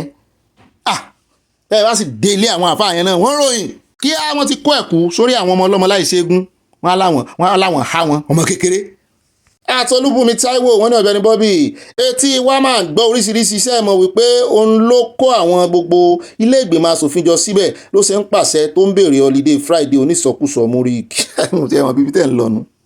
Màámi tí ò bad mọ́mì tí ò bad nǹkan òun ò gbúrò wọn ní ibà àrídùnnú mú jẹ́ ìmọ̀ mi o àjọ mọ́ dunnú kalẹ̀ ni o ibà àfipáka lórí ọ̀rọ̀ ìmáàmù tó bá ọmọ kékeré sùn kí wọ́n má fi ọ̀rọ̀ òṣèlú tàbí ẹ̀sìn dá ọ̀rọ̀ ìrú o kí ìjọba jẹ́ kí ìmáàmù yìí fojú ba ilé ẹjọ́ kí ìjọba fi ìmáàmù yìí jófin láti lè máa dẹ́kun ìwà jàgídíjàgan tí wọ́n ti dàpọ̀ mọ́ ẹ̀sìn mùsùlùmí àyà kú iṣẹ́ takuntakun kọ́lọ́ ń jẹ́ kí ìjọba gan rí justice mú jáde ńbẹ̀ àmọ́ retí. Màámi Mùsùmọ́lá Olíwò tèmi nìkan wọ́n ní Ọ̀gbẹ́ni Bobby tèmi nìkan àpò ìsinmi òní kí ni máa ṣe àwọn ọkùnrin tí wọ́n rò pé àwọn lè kọ́mọ sílẹ̀ fún obìnrin kí wọ́n padà wá nígbà tó bá wù wọ́n tàbí ọdún 10. wọ́n ní ìwà ìbàjẹ́ pọ̀jù nílùú yẹn bá ọmọ ọdún 8 sùn sí kẹlẹ̀bẹ̀ mo túlé yọ̀ọ̀dà fún ìmọ̀ mi o ṣe rí ọ̀rọ̀ lọ́kọláya kò yé mi o ọkùnrin kan ò gbọ́dọ̀ nàró ẹ̀wọ̀n bí kó lọ fún 50 years àfi tó bá kúrò ní Europe níwọ̀n ni wọ́n yọ owó torí yóò tọwọ́ bọ̀ wípé iye báyìí ni wọ́n san àfi tó bá kúrò ní Europe tàbí tó wà ń bẹ̀ tó ń tọrọ jẹ tí ò pawó wọlé mọ́ tí ò ní kíní táwọn máa ń pè ní kódíṣe fiscali tax number tí ò ní mọ́ àfihàn nìkan pé ó sì ń pawó wọlé tó sì wà ní anywhere in Europe yóò sanwó.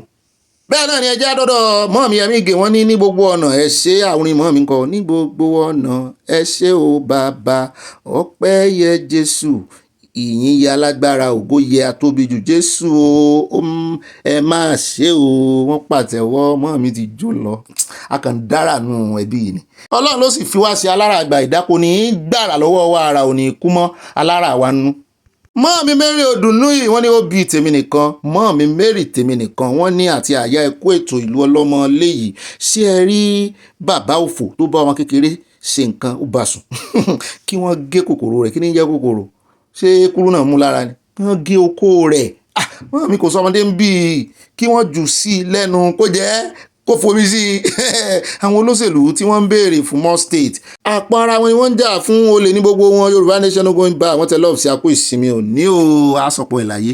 Báàmí Akínyẹmí ò ní àwọn ọ̀jẹ̀ gbèsè kọ́ọ̀lù sọ́dọ̀ yín tí mo sọ pé ẹ wò kí n tó dé níbi iṣẹ́ lọ́jọ́ yẹn àná náà throughout látàárọ̀ mo lè gba owó dọ́bù holiday tún wà lánàá àgbowó dọ́bù àtúngbowó owó dọ́bù méjì sá. Báàmí Akínyẹmí ò ní wọ́n ní mo kí gbogbo ilé bàbá tó ń sọ̀rọ̀ nípa ìsopọ̀ ìṣọ̀kan Nàìjíríà ọdẹ ní ọkùnrin yìí kò gbọ́n rárá èmi gẹ́gẹ́ bí ẹnìkan mo kó ọ̀rọ̀ rẹ̀ sọnù Yorùbá nation tẹ̀síwájú Olúwa amúwadélẹ̀ ìlérí àmì kápàdé láyọ̀ from USA. Báàmí Akínyẹmí ò ní yọ̀ọ̀dà fún yín bẹ́ẹ̀ náà ni mọ́ọ̀mí ànímọ́tò ṣàdíà ọ̀nà núgà mo tó pàdé yín bí wọ́n ní Ọ̀gbẹ́ni Bobby all what Yorùbá are thinking is how to enrich their pocket how to have new state and get 10 millions. They are not thinking about Sunday Igboho. This is very sad. Ó sad ó bá nínú jẹ́ gan. Ó tó kéèyàn lóhun ò ní jà fún èèyàn kankan mọ́ ó tó disappoint èèyàn. Olórí ọ̀dọ́ Timi Titus wọ́n ní ó bí is it by force for Sharia or whatever it's not by force yo kò yíya fún wọn o. Alhaja Ajarat Salako wọ́n ní Ọ̀gbẹ́ni Bobby ẹ̀kú iṣẹ́ o oyè kò lè yé wọn nítorí wọ́n ti fi màálù kó wọn níyè wọ́n fi tọ́ màálù fọ́rí. Mọ́ọ̀mí Janet Adégbẹ̀dẹ̀ wọ́n ní Ọ̀gbẹ́ni Bobby kú iṣẹ́ o mọ́ọ̀mí mo bá burúburú ọ̀rọ̀ Natasha ọ̀pọ̀lọpọ̀ àwọn olóṣèlú yìí máa wálẹ̀ wọ́n bọ̀wọ̀ fún òfin ìlú yẹn ti polúkúrúmuṣu ga o iléyà o Yorùbá nation no going back àwọn tẹ̀lé ọ̀fṣì à. Moradeyo Alaba àmọ́ mi ẹkújọ́ mẹ́ta wọ́n ní Ọ̀gbẹ́ni Bobby mo kíyàn àti àyà ń ṣe ni kí wọ́n ṣe ìwádìí dáadáa pẹ̀lú ẹ̀rí tí oyè nípa Olúwo àti Ìwó àti pé mo mọ̀ dára kí bàbá Ògúndòkun fún àwọn ọmọ Ìwó láàyè láti ṣe ọrùn láti ṣe ohun tí ó tọ́ ń ṣe ló yẹ kí wọ́n ju àáfàá tó ṣe ìbálòpọ̀ pẹ̀lú ọmọ ọdún 8 sí ẹ̀wọ̀n gbére àti pé kí Ọlọ́run gba Ogbeni Natasha borí o ẹ ṣé ẹ kú ètò ìròyìn náà o Yorùbá nation ọmọ mi bá àwọn tẹ̀lé ọ̀hún ṣe é ṣe mọ́ mi yọ̀ọ̀dà fún èèbó nìkan lẹ gbọ́. bàbá gba mọ́ mi láì kan kéèbù wọ́n lè kọ 5 pages. ẹ jẹ́ lọ tààràtàrà sọ́dọ̀ ọmọ mi Bísí Mákànjúọlá wọ́n ní Ọ̀gbẹ́ni Bobby Ọlọ́run ò ní jẹ́ kí ẹ ṣe àṣìṣe lórúkọ Jésù àmín o. ṣùgbọ́n nǹkan kan tẹ́mi rí lọ́rọ̀ àṣìṣe náà ni pé yín ó lé mọ́ ṣàṣìṣe ṣùgbọ́n sí ẹ̀rí tó bá ti rí àánú àti orí ọ̀fẹ́ gbà àṣìṣe rẹ̀ yóò mọ̀ dàbí idán ni Ọlọ́run ó sáré fojú parẹ́ orí ọ̀fẹ́ táwa rí lónìí à ń ṣàṣìṣe o wọn ò ní tán yín o ṣùgbọ́n àdúrà ń yé mi o mo ti sàmì sí o èmi náà kàn tún sọ part B rẹ̀ ní part A Ọlọ́run ní já ṣàṣìṣe àmì o nítorí àṣìṣe ní ọmọ ewúrẹ́ ṣe tó fi dóyà rẹ̀ Ọlọ́run ní já ṣàṣìṣe mo gbàdúrà yín mo gbétọ́ àdúrà mi mo kàn tún fi part B kún ni. bẹ́ẹ̀ náà ni mọ́ mi Fatima Bákẹ́ gbójọ́ mẹ́ta wọ́n ní master ibà news flash abẹ́rẹ́ nǹkan I zoom am Natasha assuming I'm Natasha I will resign from politics and engage in business after the settlement of the case. Ó ti sun inú. Natasha gan yabo rán ó gbé wèrè lọ́bọ̀n ni wèrè la fi ń wo wèrè. àti Bákàrẹ̀ wọ́n ní Ọ̀gbẹ́ni Bobby olóhùn iyọ̀ yóò dá fún yín ẹ̀yin gan iyọ̀ wà nù etí yín tẹ́ fi ń gbóhùn iyọ̀. wọ́n ní ibà gbẹ̀lúgà of Yorùbá kingdom ń gbádùn yín o continue to shine bright and you will shine brighter and we will all shine brightest. wọ́n tẹ̀síwájú wọ́n ní Ọ̀gbẹ́ni Bobby Amechi àti Wike fúnra wọn náà máa fúnra wọn lóògùn jẹ Yorùbá nation is the only solution wọ́n tẹ love sí a bẹ́ẹ̀ náà ni wọ́n sí wine àfi ìgò ìyẹn tọ́ḿbìlà àfi lura wọn toast àbí wọ́n ṣe ń ṣe toast rẹ̀ náà. mọ́ọ̀mí Modinat Solomon wọ́n ní people don't know the saying ọ̀rọ̀ tó sọ wípé you are what you eat ń tó o bá jẹ náà ló jẹ́ ń tẹ́yẹ bá sì jẹ lẹ́yẹ máa gbé fò ṣé pé ń tá a bá jẹ la jẹ́ ọ̀rọ̀ ńlá. mọ́ọ̀mí Yẹmí Ìgè wọ́n ní ọ̀rọ̀ gidi ni bàbá yìí sọ kí ló dé tí wọ́n fi ẹ̀mí yìí ṣe tó dára ṣe bí ẹ̀mí tí òyìnbó náà fi ń ṣe gbogbo mèremère yìí. olórin yẹn sọ wípé òyìnbó gbọ́ngbọ́n pọ̀ wọ́n fi ṣe mọ́tò òyìnbó gbọ́ngbọ́n pọ̀ wọ́n fi ṣe ọkọ̀ òfurufú lọ́jọ́ wo la máa gbọ́n ẹ̀yin ènìyàn mi lọ́wọ́ rìkìsí àtọ̀tẹ̀ pẹ̀lú ẹ̀mí tẹ̀m̀bẹ̀rẹ̀kún pẹ̀lú ọ̀tá ìyẹn ò dára o rárá kí Ọlọ́run ṣàánú wa. mọ́ọ̀mí Grace Olùṣòótọ́ wọ́n ní ọwọ́ wọn ni oríṣiríṣi ti máa ń ṣẹlẹ̀ nígbà tí ìmáàmù ilé kéwú ń bá ọmọ abẹ́ rẹ̀ sùn rí wípé ó ti dára àwọn ìyàwó rẹ̀ nìyẹn àwọn ọ̀sìnwín dédé olóṣì àgbà òfò Yorùbá nation no going back wọ́n tẹ lọ́ọ̀fù sí a o yóò ti máa ranjú mọ́ wọn yẹn tipẹ́ ọmọ kékeré pé ní ṣe. bẹ́ẹ̀ náà ni ẹjẹ́ àdọ́dọ̀ ọmọ mi Mrs. Sipa wọ́n ní what is the problem of this Murik is not Islamic leader why are you causing problems of religion in Yoruba land. At Isaac Strongtown, when Murik is evil and evidently anything that emanates from him must be evil. Murik ideology is that every community must be ruled by two governments, the Islamic government and others. All these are distractions to delay Yoruba nation agenda. Let's focus on Yoruba nation dream. The time is now. Ṣé ti ẹ̀ rí Murik ti sọ ẹ̀sìn Mùsùlùmí di ìjà ìlara gbígbà tó ń bá Kristẹni ìlara. Sáwọn Mùsùlùmí sàn náà amalgamate Nàìjíríà. Sàn Mùsùlùmí àwọn ẹlẹ́sìn Mùsùlùmí sàn náà mú ọ̀làjú wá Nàìjíríà ni.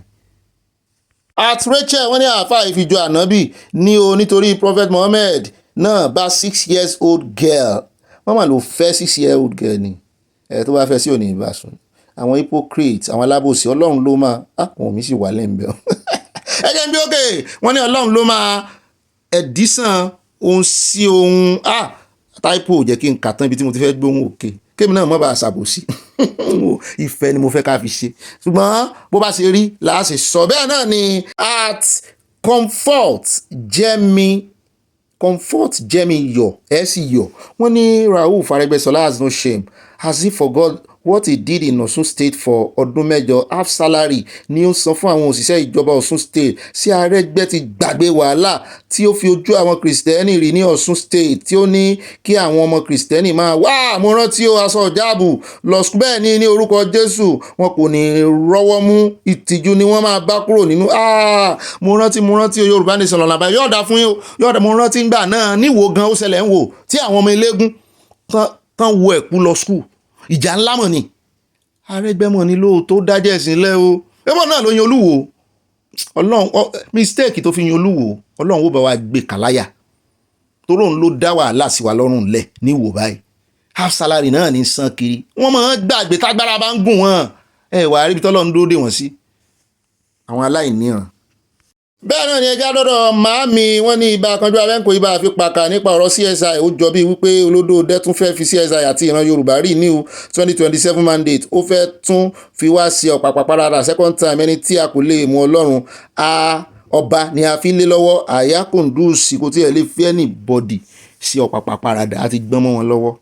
àtìmọ́ mi ṣẹláwó wọ́n ní ṣé àáfàá ni àbí ìmáàmù ní ẹranko yẹn kò yẹ láàrin àwùjọ àwọn ọmọ ènìyàn kí wọ́n mú lọ sínú igbó láàrin àwọn ẹranko ẹgbẹ́ rẹ̀ kí wọ́n gé oko rẹ̀ kí wọ́n sì yẹgi fún un àtúnwáyé rẹ̀ kò ní ya ìka ẹranko mọ́ yọ̀ọ̀dà fún ibẹ̀ ṣe ṣẹ́ẹ̀nù kù. nǹkan burúkú ni kéèyàn gba ẹ̀jẹ̀ lára ọmọ tí ò tí ì tó gbẹ̀jẹ̀ lára rẹ̀. Báàmì Ọládéwálé wọ́n ní is it not absurd that the resources of over 200 million people are being misappropriated by few individuals? Babanla olè ọjọ́ tí ààrẹ Tinubu tó máa fi gbogbo agbára àtẹ̀mínú wọn sọ wípé kí wọ́n máa mú àwọn olè àwọn corruption àwọn olè nínú iṣẹ́ ìjọba ni o nínú àwọn politicians ọjọ́ yẹn gangan náà lẹ́nu ọ̀rọ̀.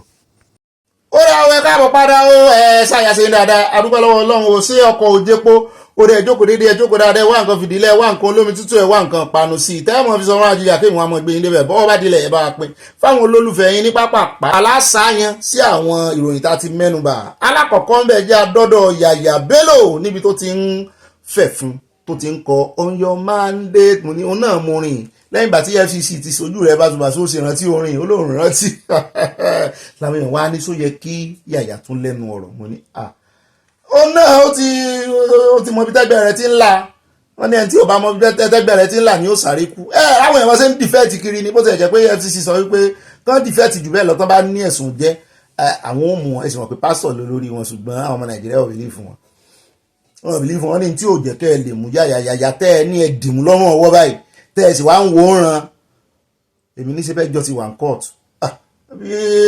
ilé ẹjọ́ ò bá tí ì pè èèyàn ṣẹjọ́ àbí àwọn ọmọ òwòrán náà ni lọ́rọ̀ kan òun náà ti wá ní ààyè gbàǹbá yìí ó òun fẹ́ polongo fáàrẹ Tinubu ẹ bá ń tẹ̀sí ilé agbára ẹja gbọ́rọ̀ lẹ́nu ẹ̀ ní pápápá. Somewhere. But today, the Kogi State House of Assembly is going to be one. There will be no minority leader again. Man Kuli, who is the minority leader in the State House of Assembly, is the captain today. There will be no minority leader again. Only one minority leader is the campaign. That is all. Kogi is one party state. And by the special grace of God, come 2027, I have said it before, that there is no vacancy in Aso Rock. No vacancy. I want you to echo it. No vacancy in. No vacancy in. Okay, if it is true, then let's sing this song. On your mandate, we shall stand. On your mandate, we shall stand. On your mandate, louder, louder. I want Mr. President to hear it in Brazil. Let him hear clearly, loud and clear. In Brazil, I say, on your mandate, we shall. If you believe, raise your hand. On your mandate, we shall. This mandate, everybody continue to say, Mr. President's mandate, Mr. President Bola Ahmed Tinubu's mandate. This mandate are being given to him willingly by the people of Nigeria. And Nigerian people continue to say, please hold this mandate for us till 2031. Till 2031. You see, coalition. Who is doing more of coalition when everybody continues to decamp into our party? We are the one. At an appropriate time, we will show them what coalition means. Election of 2027 is going to be the simplest, the easiest election for all Progressive Congress and for Mr. President. In fact, we, the Nigerian people, the energetic, the strong, the younger generation, the Gen Zs, the women, we will tell Mr. President, don't even do any wahala of campaigning across the state. Go face your governance. It is our task. It will be our task to carry out the campaign for you nationwide. person to person, house to house, community to community, ward to ward, local government to local government. lọ́rọ̀ bá di ọ̀rọ̀ ajẹ́rìí jehova látòjúlé sójúlé wọn láwọn ó evangelism dọ̀dọ̀ yín o ẹ wo owó Kogi bó ṣe ń lọ from next year bí táwọn náwó yín sínú tẹ́lẹ̀ ń kọ́ ẹni ẹlẹ́ni nígbà tó rí èèyàn gbà á lọ́wọ́ ọ̀pẹ̀kun EFCC kò wá ní fi gbogbo ara ṣiṣẹ́ gómìnà tó fi ibẹ̀ gan ń wòran lẹ́yìn rẹ̀ ni bàbá àṣàlẹ̀ wọn Kogi nù ọpẹ́lọpẹ́ Natasha tó gbéná wojú wọn. ṣùgbọ́n nítorí tata dé ẹ̀jẹ̀ ń sáré fẹlẹ́ ìkun tí Dr. Abati níbi tó ti sọ̀rọ̀ sí àwọn olórí Nàìjíríà ó lọ́pọ̀lọpọ̀ wọn wò wá bí ẹtí tí ò tiẹ̀ gba iwájú skul kọjá rí. 2 years to 2027, the professional political elite, whether it's ADC or it's Labour Party, they are already talking about 2027. So who is talking about governance? We have Wike holding Thanksgiving, saying it's more important than Amici. You have Zulum saying you will not leave APC. You have all kinds of, what is the IQ of these people? We should start taking the IQ of these political elements. Nobody is talking about the Nigerian people. And then they just embarrass intelligent people with stupid talks every day. Can we just focus on governance? Who cares about APC, ADC, Labour Party, whatever, and the individual ambition of people with very low IQs?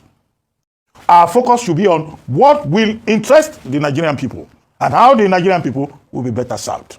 So all this talk about ADC says somebody is jittery, APC says, what is all that? These guys, did they even go to school? No, I'm saying that we begin to question the IQ of the people who lead Nigeria and who lead Nigeria in various sectors. Don't we see people in Japan? Don't we see people in the United States? Don't we see people in the UK? And then we are saddled, the hapless people of Nigeria, with persons who are far less intelligent than the people they lead. Nigeria for you. That is Nigeria. Okay, a lè pè lọ́daràn wọ́n fẹ̀sùn kan ni ṣùgbọ́n Nàìjíríà ní ọ̀daràn tó ti ń lẹ́nu ju ẹni tí ọ̀daràn rí lọ. ẹ jẹ́ á dé Benue níbi tí gómìnà wọn ti ganu sí Mike Ogbeni òkè báyìí ń sọ̀rọ̀ ó ní ẹ má tan àwọn wọnú oko torí àwọn ọmọ àwọn tẹ́ ẹ ní kàn án kó aṣọ sí lọ́rùn káà fún ọ lórúkọ forest guard kán lè mọ́ dojúkọ àwọn Fúlàní herdsmen tán gbé AK-47 kiri mo ní ó dá àyá tó notice tó sọ ń bẹ̀rù ó ní kí ni ọ̀gá mi mo ló dárúkọ Fúlàní herdsmen ó ní kò dárúkọ Fúlàní herdsmen láti jọ ìṣẹ́bọ̀n náà ló ń sọ pé kán mọ́ dárúkọ ẹlẹ́yàmẹ̀yà sí mo ní so ti gbọ́ àbòsí báwọn gómìnà wọn yẹn ni o tó ń ṣe bí arìnrìn lọ́jọ́ sí ó ní bẹ́ẹ̀ ẹ̀ẹ́dẹ́gbẹ́lẹ̀ lóòótọ́ ó ní ṣùgbọ́n báwọn bá wọnú oko àwọn tán fẹ́ lọ bá bígbà tán fẹ́ lọ fi àbàlà kékeré gbá ńlá ni AK-47 ló kéré jù ní ìbọn tán kó kiri àwọn sì rèé dengon pump and shoot ló fífààyè gba àwọn ọmọ tẹ́ ká sọ sí lọ́rùn bóò náà ṣe fẹ́ wìn ní bẹ́ẹ̀ mú ìbọn léwọ́ dání kékeré bóun dání gan tí ẹni tó fẹ́ lè rè kojú tí yóò mú àdá dání ta ni ó para wọn kò sí bára ṣe lè mú tó kó mọ́ fà gan dání oníbọn ní ọ̀pá àfi tó bá rìn ìdè lórí ìbọn rẹ̀. gómìnà wọn Hyacinth alias ló sọ wípé enforcement of the 2017 anti-open grazing law táwọn ṣe wípé kán mọ́ da màálù kiri mọ́ ó lóun gangan ló jẹ́ kí ètò ààbò mẹ́ẹ̀ ló jẹ́ káwọn Fúlàní ìkan yarí ó ní ṣùgbọ́n kò sí agbára láti ti àwọn tẹ́ ẹ fẹ́ lọ jẹ́ kán kojú àwọn terrorists kò sàgbára láti fi tì wọ́n lẹ́yìn. Chief Press Secretary ló ganu sí máìkì ló ń ṣàṣojú rẹ̀ ìyẹn Kula Telso. Only the governor said the state protection guards were only permitted to carry them gun. While the elders militias brazenly wield AK-47 and AK-49.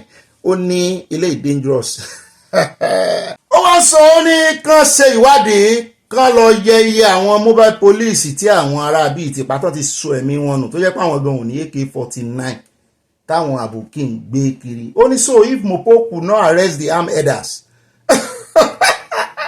Ó ní ṣe state production guards ó ní tí ò ní access sí sophisticated weapons ó ní sáwọn ni wọ́n wá máa lọ pa àwọn darandaran ó ní kán sòótọ́ ọ̀rọ̀ sí tọ́rọ̀ wa mú ní ẹ mọ̀ ìwòrán yín ràn ẹ jẹ́ kán tì yín luná kan ní ẹ̀tọ́ ọbọ̀ náà tẹ́yìn náà rè tọ́ ọbọ̀ náà àwọn èèyàn gbé AK-47 wọ́n náà ń lo AK-49 àwọn ọlọ́pàá ò kápá wọn àwọn àmì ò kápá wọn ṣé ẹ̀yin wá ní ẹ̀fẹ́ rè kápá wọn ẹ̀rín ń pa mí ọ̀nà ti jára wọn brain ni ó mú lórí abẹ́ defend yourself ó tún fọgbọ́n sí defensive rẹ̀ kì í ṣe pé ó kàn rèé ó rè láyà làbọ̀n ó fọgbọ́n sí defensive rẹ̀ jẹ́ kó ń bẹ̀ jàre ẹ jẹ́ wá dé orí ọ̀rọ̀ Túnjí Bello wọ́n ní sí ojoojúmọ́ ni ògbójú báńdíìtì tí wọ́n ń wá ìyẹn Túnjí Bello máa ń lòun ṣetán fún peace bóun fẹ́ negotiate fún àlàáfíà. Ọ̀gá ológun sọ ní nǹkan bí oṣù 5 sẹ́yìn bẹ́ẹ̀ náà ní lọ́dún tó kọjá náà ní Zamfara gómìnà wọn sọ wípé ó lòun ṣetán fún àlàáfíà. Ọ̀gá ológun náà sọ pé ó lòun ṣetán fún àlàáfíà. Ní báyìí nínú ọ́díò kan ẹ má gbàgbé wọ́n fẹ́ pa o. Ṣùgbọ́n inú wọn dùn ipò tiẹ̀ sọ pé òun wá láàfíà ẹni tán fẹ́ pa tó wá lòun wá láàfíà wọ́n wá ń wò pé ó tiẹ̀ kọ́kọ́ juwọ́ lẹ̀ náà ṣùgbọ́n kò tí ì ju ara rẹ̀ lẹ̀. Àyá ní bísínẹ́sì ni wọ́n fi ń ṣe ọ̀gá mi pé ṣe bí àwọn ológun Nàìjíríà láwọn ń wá pé wọ́n sì sọ pé láìpẹ́ láì jìnnà pé ó máa tó gbèkúrú jẹ lọ́wọ́ ẹ̀bọ̀ra ṣùgbọ́n òun gan lẹ́bọ̀ra tó ń pín èkúrú jẹ fún àwọn ṣẹ́ ológun àti fún àwọn vigilante àti JTF. Ṣùgbọ́n báyìí ìjọba Sókótó lòun ò gbà Túnjí Bello gbọ́ pé ẹni tí ó bá fẹ́ tó bá ń wá peace lóòótọ́ wípé ìgbésẹ̀ ló yẹ kó gbé kì í sí ọ̀rọ̀ ẹnu pé ó kàn ń tan àwọn ni. Wọ́n ní ṣe bó kó àwọn èèyàn ó jẹ́ àwọn èèyàn gbé yàtọ̀ sáwọn tó ti pa ó jẹ́ àwọn obìnrin ó jẹ́ àwọn ọkùnrin gbé tó sì wà lákàtà rẹ̀ pàápàá jùlọ àwọn obìnrin wọ́n náà fi wọ́n ṣàyà ní ẹjẹ́ ti ẹ̀sàrí yàǹdì ká tó lọ sí kí n tó kókòjá lórí ìròyìn. Borno tẹ́ ẹ bá rí àwọn IED tán náà bá lára àwọn obìnrin 9 tán mú wọ́n nígbà tán ṣèwádìí wọ́n níyàwó àwọn Boko Haram ni. Ó dá ẹmọ jẹ́ sọ́nbí à ń bọ̀ ń bẹ̀ tá a bá ti sọ tàwọn ọ̀gá ológun tán ṣe 48 Army Day lọ́wọ́ á sọ gbogbo ẹ̀. Ṣùgbọ́n báyìí ẹjẹ́ àkọ́kọ́ gbọ́ lẹ́nu ọ̀gá ológun interview tán ṣe ní 5 months ago tán ní Túnjí Bello ti sọ wípé òun fẹ́ àlàáfíà tán láwọn ń wá àwọn fẹ́ pa ṣùgbọ́n lòun fẹ́ àlàáfíà ó tún ti wá jáde ní ìsìn ṣùgbọ́n láàrin 5 months sí ìsìn ó ti pa àwọn èèyàn lọ rẹpẹtẹ o. Torí ẹ̀ ní ìjọba Sókótó ṣe sọ wípé kó rìlíìsì àwọn tó wà lákàtà rẹ̀ náà ìgbà làwọn ó tó take it serious ṣùgbọ́n ẹjẹ́ àgbẹ̀ interview káfí rántí. Where is Beletoji? Why is the guy hiding away under your? I mean, Northwest is over 200,000 square kilometers. It's a massive area with a large forest area. Once they go under the forest, it's difficult to track them. And because, like I told you, they are not having distance written. They are within the communities. The people know them. So sometimes when they see them, before you get the information, it's like 2 hours. The man has moved. So when the information gets to you, before you move, he had left that area. But I can tell you, we have taken out his second in command. We have taken out most of his lieutenants. In fact, he was forced not to release most of the people that are under him. I am telling you that recently he's beginning to say that, look, he doesn't want anything. He's ready to surrender. We want to take everybody out. Anybody who has killed should go. People like him should not be allowed to. Who are these people funding them, General? That is the $1 million questions. Who are the people funding them? Sẹ́yìn náà kéèsì tí ọ̀gá ológun sọ Túnjí Bello lè sọ̀rẹ́ńdà àfikàn pa torí kò lè wá mẹ́ẹ̀kì píìsì kankan gbogbo àwọn olórí aláṣẹ Sókótó ń bẹ gbogbo àwọn tí Zamfara tán sọ pé ó fẹ́ mẹ́ẹ̀kì píìsì wọ́n ń tara wọn ni kán mọ́ fi apàwọ̀ ẹ̀dẹ̀ kó lè mẹ́ẹ̀kì píìsì ẹ̀gbọ́n tó lọ́wọ́ ọ̀gá ológun sọ ni ó lẹ́yìn tó bá ti pa yẹn kan pa ni ó lè pa dúró yẹn ni kó o ṣẹ̀ wà mọ́ ló fẹ́ mẹ́ẹ̀kì píìsì. ó náà lẹ́gbọ́n yẹn o ẹ̀sẹ̀ táyà wá ń bí mi ni pé ọ̀gá mi dún tiẹ̀ yẹ kí wọ́n tiẹ̀ gbọ́rọ̀ lẹ́nu Túnjí Bello rárá ṣá pé kí ló lè láti rí Túnjí Bello ó yẹ kán fi ẹran rẹ̀ kán pa sídìí ògùn ni mo ní ìwọ àti Guinness ó ní inú ń bí òun mo ní bẹ́ẹ̀ ni mọ́ bínú jù wàhálà iná wọn lọ́wọ́ ń bẹ̀ kò lè rárá láti mú àwọn ará bíi ó wá sọ ó ní àwọn tó negotiate pẹ̀lú terrorism àwọn terrorist náà ló fa wàhálà wọ́n yìí negotiate pẹ̀lú terrorist nítorí networking ni wọ́n àwọn gangan kọ́ ló rán àwọn ṣẹ́ left for Túnjí Bello kéré nú ayé pé òun kẹ̀ ṣùgbọ́n ó léèyàn lẹ́yìn àwọn tó ní lẹ́yìn àwọn ọ̀gá rẹ̀ àwọn pani tó bá lọ ṣe kíní yẹn bóyá wọ́n kàn ní kó máa tan ìjọba ni wọ́n wà ní òun ò ṣe mọ́ wọ́n tó bá ti wọnú terrorist wọ́n sọ pé àwọn ò ṣe mọ́ wọ́n pa lójú ẹsẹ̀ ni wọ́n máa para wọn náà wọ́n bá ti rí pé ó fẹ́ gbàbọ̀dé fáwọn àbí ó fẹ́ ṣe lòdì sáwọn wọ́n máa para wọn náà ṣé Túnjí Bello wá lè lóun fẹ́ àlàáfíà kó sì repent Túnjí Bello? Ó níbi téèyàn ó pààyàn dé tí ó dájú dé tó ń gbọ́n rí wípé kò sí ṣíṣe kò sáìṣe kó mọ̀ dájú lọ ni pé òun ti pààyàn jù tẹ́rì ọkàn gbọ́n òní jó sinmi. Ṣùgbọ́n ìjọba Sókótó ti sọ pé àwọn gbọ́ ni àwọn ò gbà ó dìgbà tó bá gbé ìgbésẹ̀ kó tú àwọn tó wà lọ́wọ́ rẹ̀ kó tú wọn lẹ̀. Ẹ jẹ́ wá lọ sí ọ̀dọ̀ àwọn ológun. Àkọ́kọ́ fi fọ́nrán wọn hàn yín náà níbi tí ààrẹ Tinubu ti pàṣẹ pé kí àwọn ọmọ sí ológun gbéná kojú gbogbo àwọn agbébọn tí wọ́n ń da orílẹ̀-èdè Nàìjíríà láàmú àtàwọn separatists tó fẹ́ pín Nàìjíríà tí wọn ò fẹ́ káwọn lálùyọ nínú iṣẹ́ ìṣèjọba àwọn tí wọ́n sì fẹ́ pín Nàìjíríà lórí àwọn àṣẹ tuntun yìí ń wáyé níbi àṣekágbá ọjọ́ ìyàsọ́tọ̀ fún ìrántí àwọn ológun bó tilẹ̀ jẹ́ wípé ààrẹ Tinubu ò sí nílé lọ́wọ́lọ́wọ́ ṣùgbọ́n igbákejì ààrẹ Shettima ló jíṣẹ́ yìí fún àwọn ọmọ sí ológun Nàìjíríà. Ẹ kọ́kọ́ bá ń tẹ̀sílẹ̀ abẹ́rẹ́ ká tó sọ ìròyìn tó tẹ̀lé káà náà wá tó sọ̀rọ̀ lórí ní ààrẹ Tinubu sọ. We are not aware of the challenges that confront our nation. Terrorism, insurgency, banditry, and separatist agitations are threatening our peace and our unity. These are not mere security threats, they are existential ones. And let it be said plainly, these evils do not discriminate by tribe or color. They destroy churches and mosques alike. They abduct children without asking where they worship. Therefore, our response must be united, armed, and uncompromising. To the officers and soldiers of the Nigerian army, I said this with clarity. The time to rise is now. You have my full authorization and the trust of the Nigerian people to confront and defeat those who seek to undermine our nation. As always successfully dealt with challenges, hence I use this video to assure you all that the Nigerian Army of today have been infused with modern and state-of-the-art movement, platforms, and capabilities to confront as well as deter any threat to the country. While we are certain of what the future holds, we are certain of our capabilities in the present.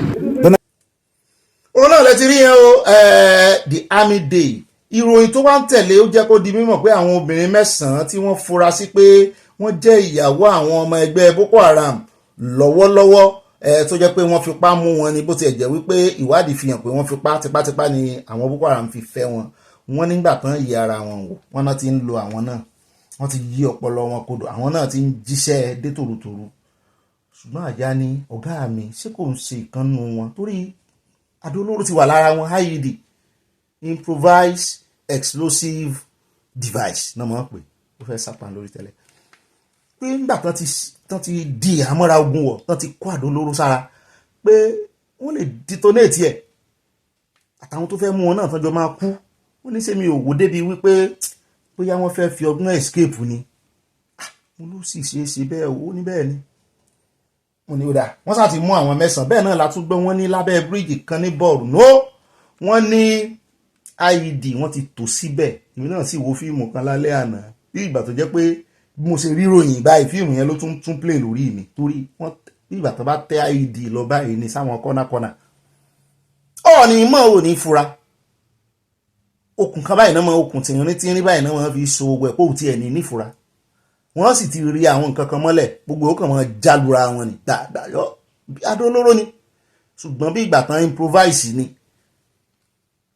lọ́rọ̀ kan wọ́n lọ́wọ́ ti tẹ̀ wọ́n o láwọn 9 yẹn tíjọba wà fojú wọn rí àti wọn bẹ́ẹ̀ náà ni gbogbo ilé ìtàn rí lábẹ́ bridge wọ́n ní wọ́n ti ń kó kúrò lẹ̀ àwọn tó mọ̀ ń pa rẹ̀ wọ́n ní wọ́n ti rán wọn lọ bẹ̀ àwọn special officers tán mọ̀ ń pa ẹ̀ ṣùgbọ́n lórí ọ̀rọ̀ táàrẹ Tinubu sọ tán sọ wípé kí àwọn ológun rè gbéná kojú àwọn bandits àwọn agbébọn àwọn separatists àwọn afọwọ́sí afẹsẹ̀ sí ṣé separatists lẹ́yìn ni afọwọ́sí afẹsẹ̀ sí wọ́n sádàrúkọ self-determination yàtọ̀ ó yàjọra torí ẹ̀ ní mi sọ máa palariwo wípé wọ́n ìgbéwé wọ́n ìgbógun wọ́n ìgbé ìbọn nǹkan ogun wọ́n ìgbé kojú ìjọba o ó sì ti ṣẹlẹ̀ rí táwọn kan tán pera wọn ní dry tán gbébọn lọ Ìbàdàn Ọlọ́run ló sọ wípé Ṣèyí Mákindé gan kàn rà bá wọn sí mọ̀nkẹ́lẹ́ mo gbọ́ pàwọn yẹn sì wà ń bẹ̀ o ṣùgbọ́n tán bá fẹ́ bá wọn fa gan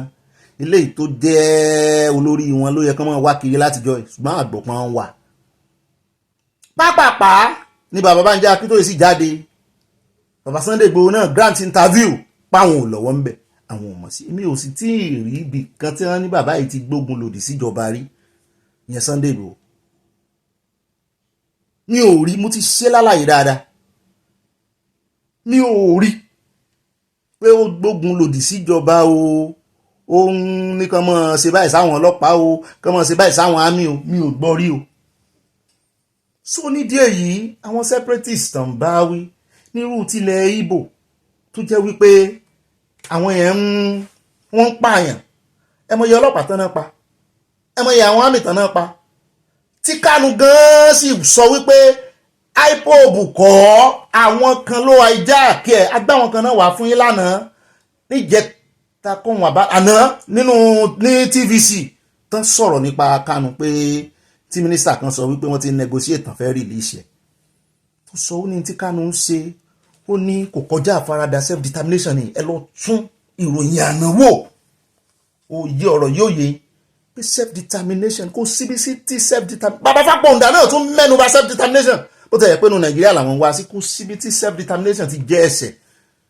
So tó bá ti di pé òun gbé ìbọn lòdì sí ìjọba tó fẹ́ gbógun, tàbí tó ń fi ẹnu rẹ̀ gan tó fi sọ pé ẹ jagun ẹ gbébọn lòdì sí ìjọba, ẹ sáwọn pé mi sọ pé èmi ò ní dá sí lójú kámẹ́rà. Ọgbọ́n pọ̀ tá a lè lò, ọgbọ́n pọ̀ kò ṣeé sọ lójú kámẹ́rà ni. Gbogbo ọ̀nà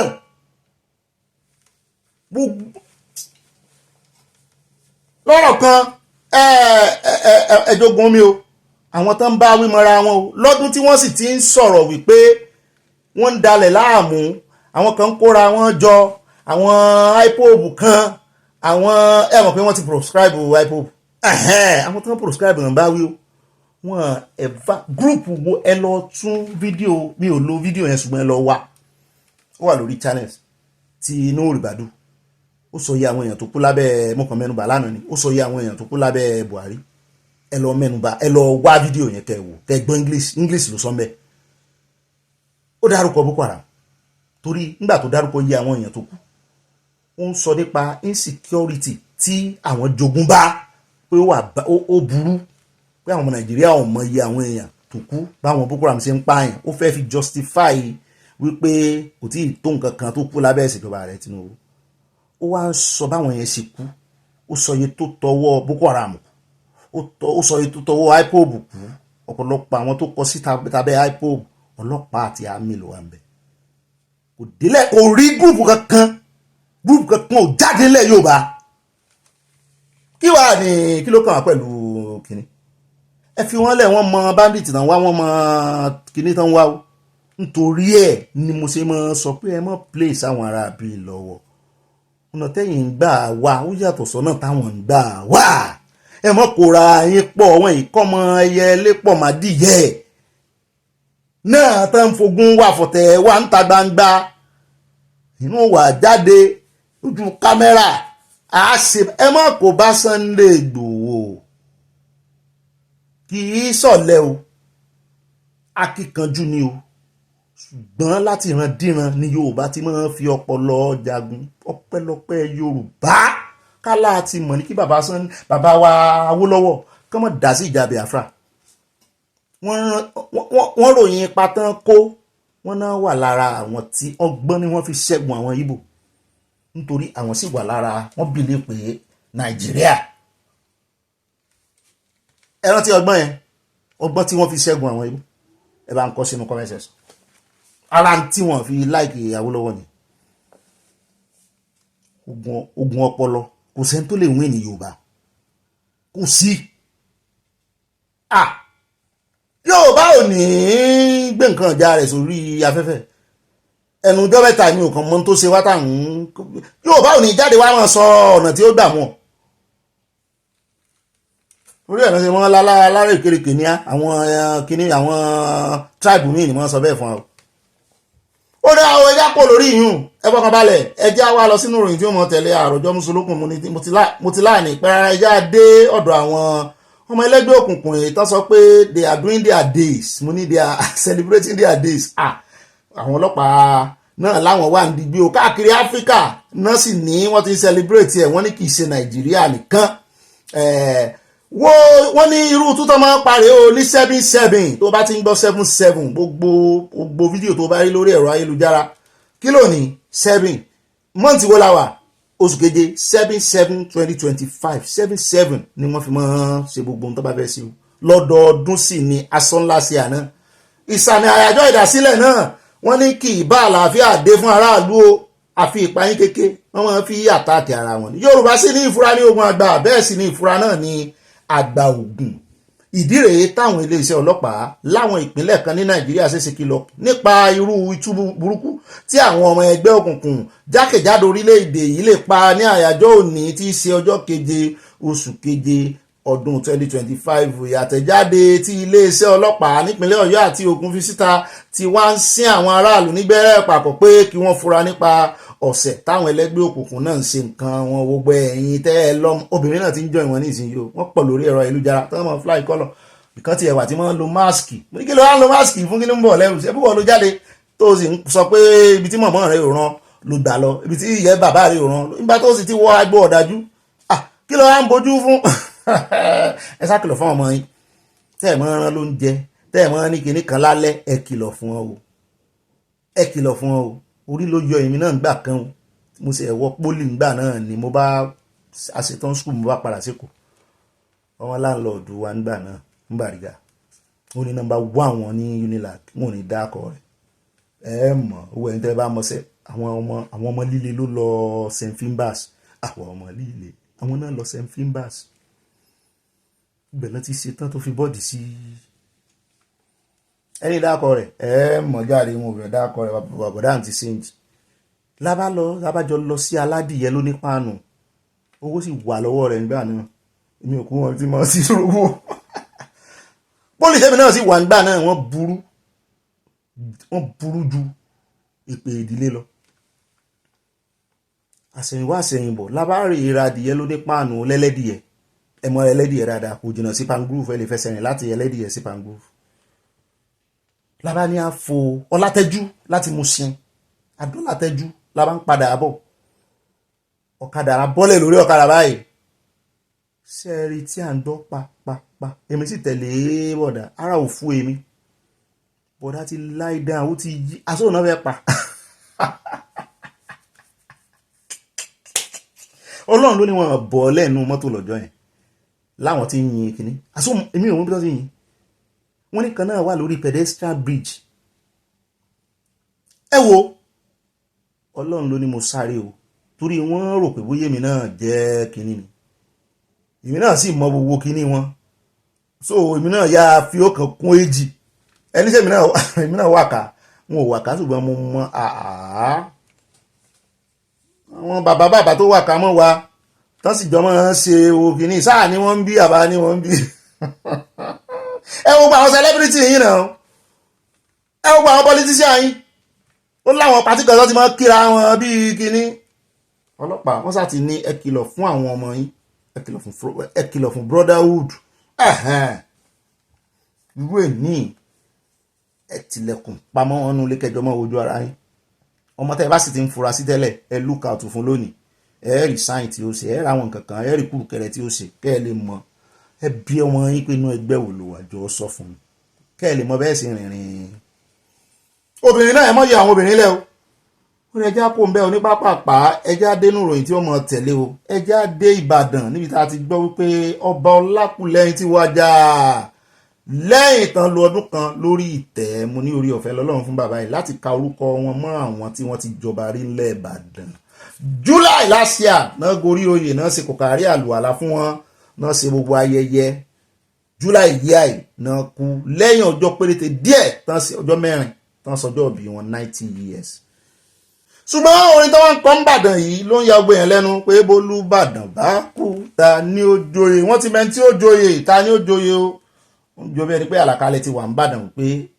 ẹni tó oyè bá kàn tó sì jẹ́ ìdílé ọba náà ló ti wá olóyè àgbà bàbá Ládọjà wọ́n náà lóye kan mo níṣẹ́ bẹ́ẹ̀ ṣe mọ́ tònú ẹ ti mọ́ mọ ọba kọ́ba tó wàjà wọ́n ní bẹ́ẹ̀ ni bí ọ̀rọ̀ tìbàdàn ṣe rí nù kò dàbí àwọn tó yẹ pé wọ́n kọ́kọ́ mẹ́rìgóráǹdì wọ́n rè dáfá wọ́n ṣe kínní mo níṣẹ́ ìwà dáfá ń bàdàn ni ṣàbọ̀n ti dáfá ti bàbá Ládọjà alẹ́ Abíòye lẹ́fín mo fẹ́ káwọn ará Ìbàdàn kan sọ fún anu comment section kí ló dé tẹ́ ti mọ́ ọmọ ọba kọ́ba tó wàjà tí ì sí níjà nú tá ní rí èèyàn kankan tí ó sọ pé ilé kan o àbá rí èèyàn tí ó tún bá bàbá Ládọjà jù nítorí mi náà mọ tán náà làkọjá o lọ́wọ́ Ṣèyí Mákindé ńgbà náà tán náà gbófin kan dìde tí bàbá ní àwọn ò ní lo adé kíná padé òun náà adé òní lẹ̀kẹ̀ báyìí olórúkọ tó máa ń pe adé yẹn pé àwọn ò ní dé níta wọn o ṣùgbọ́n wọ́n pẹ̀tù sí ọ lọ́kàn ẹ dé o bàbá torí irú ọjọ́ òní ni kálẹ̀ ẹ̀ dé lọ́jọ́ sí báyìí ni bóyá ìbá fa wàhálà bàbá ní bàbá kọ́ ni ọba kan.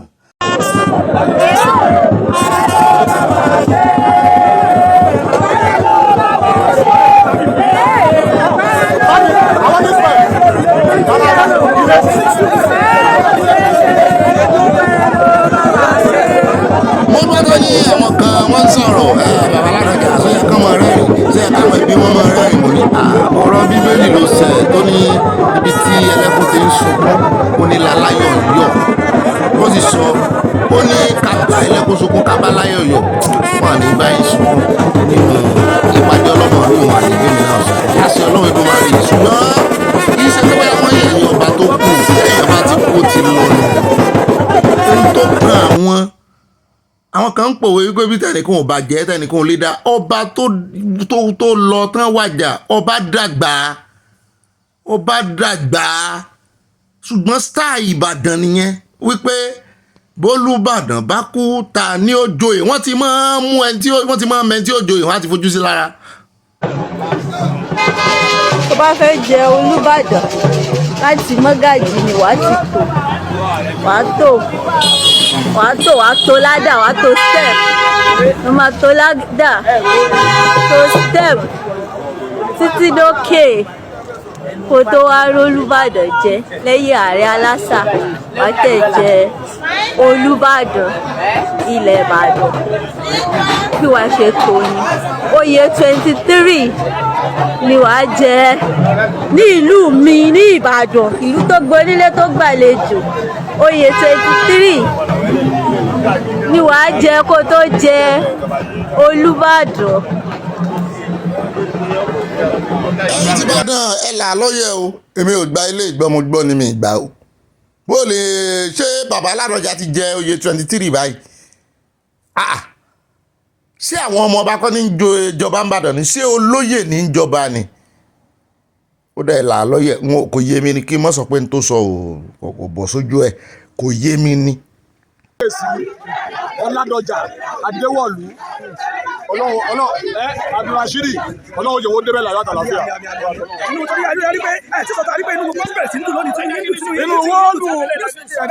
inú wo dùn kò sí tínú wo fi ní dùn ju pé ọ̀tá ò fẹ́ káríwó ọjọ́ òní oyè ọlọ́run náà ti tà wá yẹnu oyè ẹkún lé àwọn ibìkan lẹ́rìn tí wá ń bì báyìí.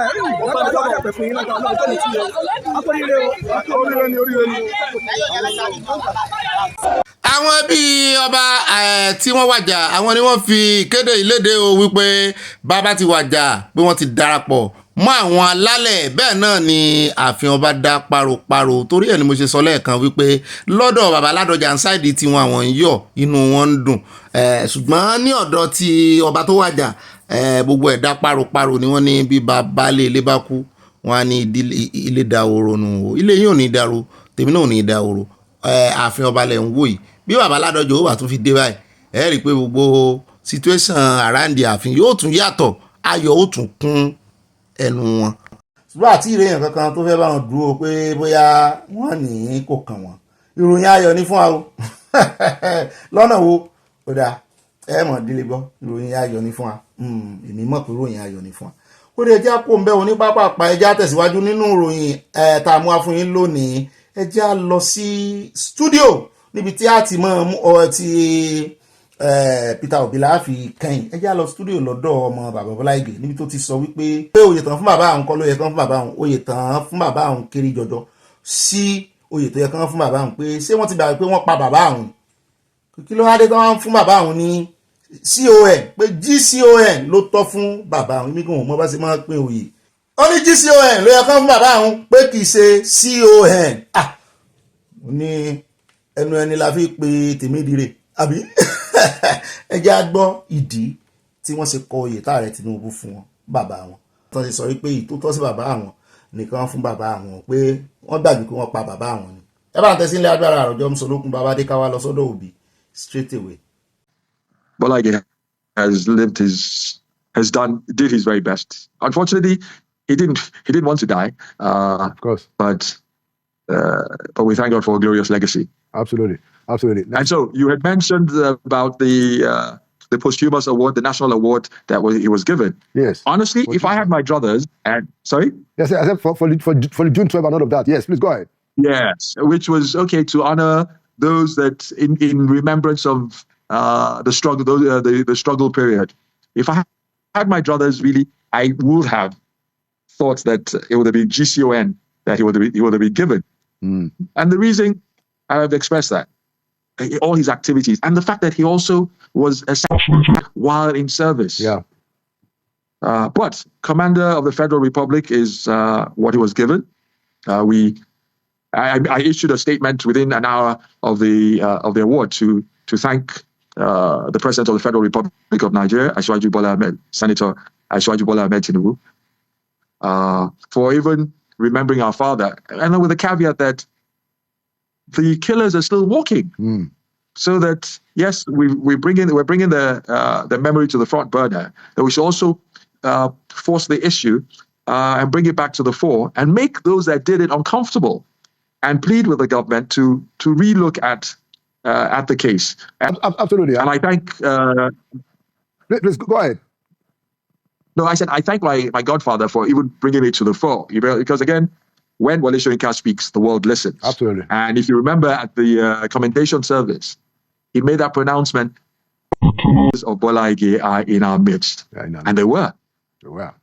And ẹni tí ò bá mọ Nàìjíríà tó ń fetí gbọ́ tó ń dún létí rẹ̀ tó ní ṣe bí orílẹ̀-èdè òun ni ṣé bíbi tán ti bí òun nìyẹn ibi tí mọ̀mọ́ òun àti bàbá òun bí òun sí pé gbogbo òṣòro iná ó sojú òun ìyá òun náà tọ́ díẹ̀ wò ń bẹ́ òun ọmọ nǹkan kan.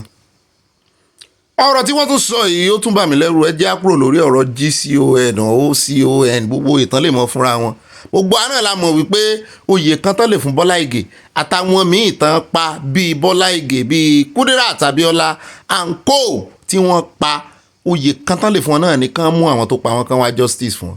èmi ò wá mọ̀ pé bàbá Wọlé Ṣóyínká sọ̀rọ̀ yìí níbi recommendation kan níbi gathering kan lórí ọ̀rọ̀ Bọ́lá Ìgè nígbà tó kú àti lẹ́yìn ìgbà tó kú wípé àwọn tó pa Bọ́lá Ìgè wọ́n wà láàrin wa níbẹ̀ náà ni níbi àpéjọpọ̀ yẹn àwọn tó ìjọba mọ àwọn tó pa Bọ́lá Ìgè àti móríṣiríṣi ìfọ̀rọ̀rọ̀ wà bàbá Àkàndé ṣe tiwọn àìmọye àwọn èèyàn ló sọ̀rọ̀ àwọn ọmọ wọn náà sọ̀rọ̀ kí ló wáá dé tí ìjọba tí wọ́n kọ̀ láti mú ẹni tó pa Bọ́lá Ìgè ẹ sì lẹ́ ń wá justice ẹ sì lẹ́ fẹ́ sí Nàìjíríà kó dáa ṣùgbọ́n dédìí òdodo ẹ pa òdodo tì ẹ̀ ń tẹ̀lé irọ́ lẹ̀ ń bá nájà Wọlé Ṣóyínká mọ àwọn tó pa Bọ́lá Ìgè àwọn ọmọ Bọ́lá Ìgè mọ àwọn tó pa Bọ́lá Ìgè àwọn tó pa Bọ́lá Ìgè náà mọ àwọn wọn mọ̀ra wọn ìjọba náà sì mọ̀ wọ́n ṣé ẹ ti rí lórí ọ̀rọ̀ ti bàbá Ládọjà èèyàn kan tán dárúkọ tán ní ọ̀tá Bọ́lá Ìgè ni tán sọ wípé ọwọ́ tiẹ̀ náà mọ̀ ṣé yóò lè dọ̀bálẹ̀ fún bàbá Ládọjà ẹ sì mọ̀ pé òun náà wà lára àwọn tán yọ bàbá Ládọjà lọ́jọ́ sí bẹ́ẹ̀ ni bọ́n ṣe yọ Fubara ní ìsìn ló náà ní ààrẹ ńgbà náà tó yọ bàbá Ládọjà ó ti ẹ̀ jẹ́ wípé justice ó dáhùn fún bàbá yẹn ṣé bí bàbá Ládọjà ṣe wá jẹ ọba ńbàdàn ṣé ojú òní gba ẹnìyẹn tí àbí yóò kó kúrò ní ibi tó wà àbí kò tiẹ̀ ní jẹ́ kí ìrìn àwọn méjèèjì wọn ní rìn pàdé nǹkan ṣẹlẹ̀ Nàìjíríà. ká tó kúrò lọ́dọ̀ ọmọ bàbá Bọ́lá Ìgè wọ́n fẹ́ sọ díẹ̀ nípa kí níjọba Tinubu ń ṣe bó làwọn náà ṣe fìlì ẹ̀ lápò wọn.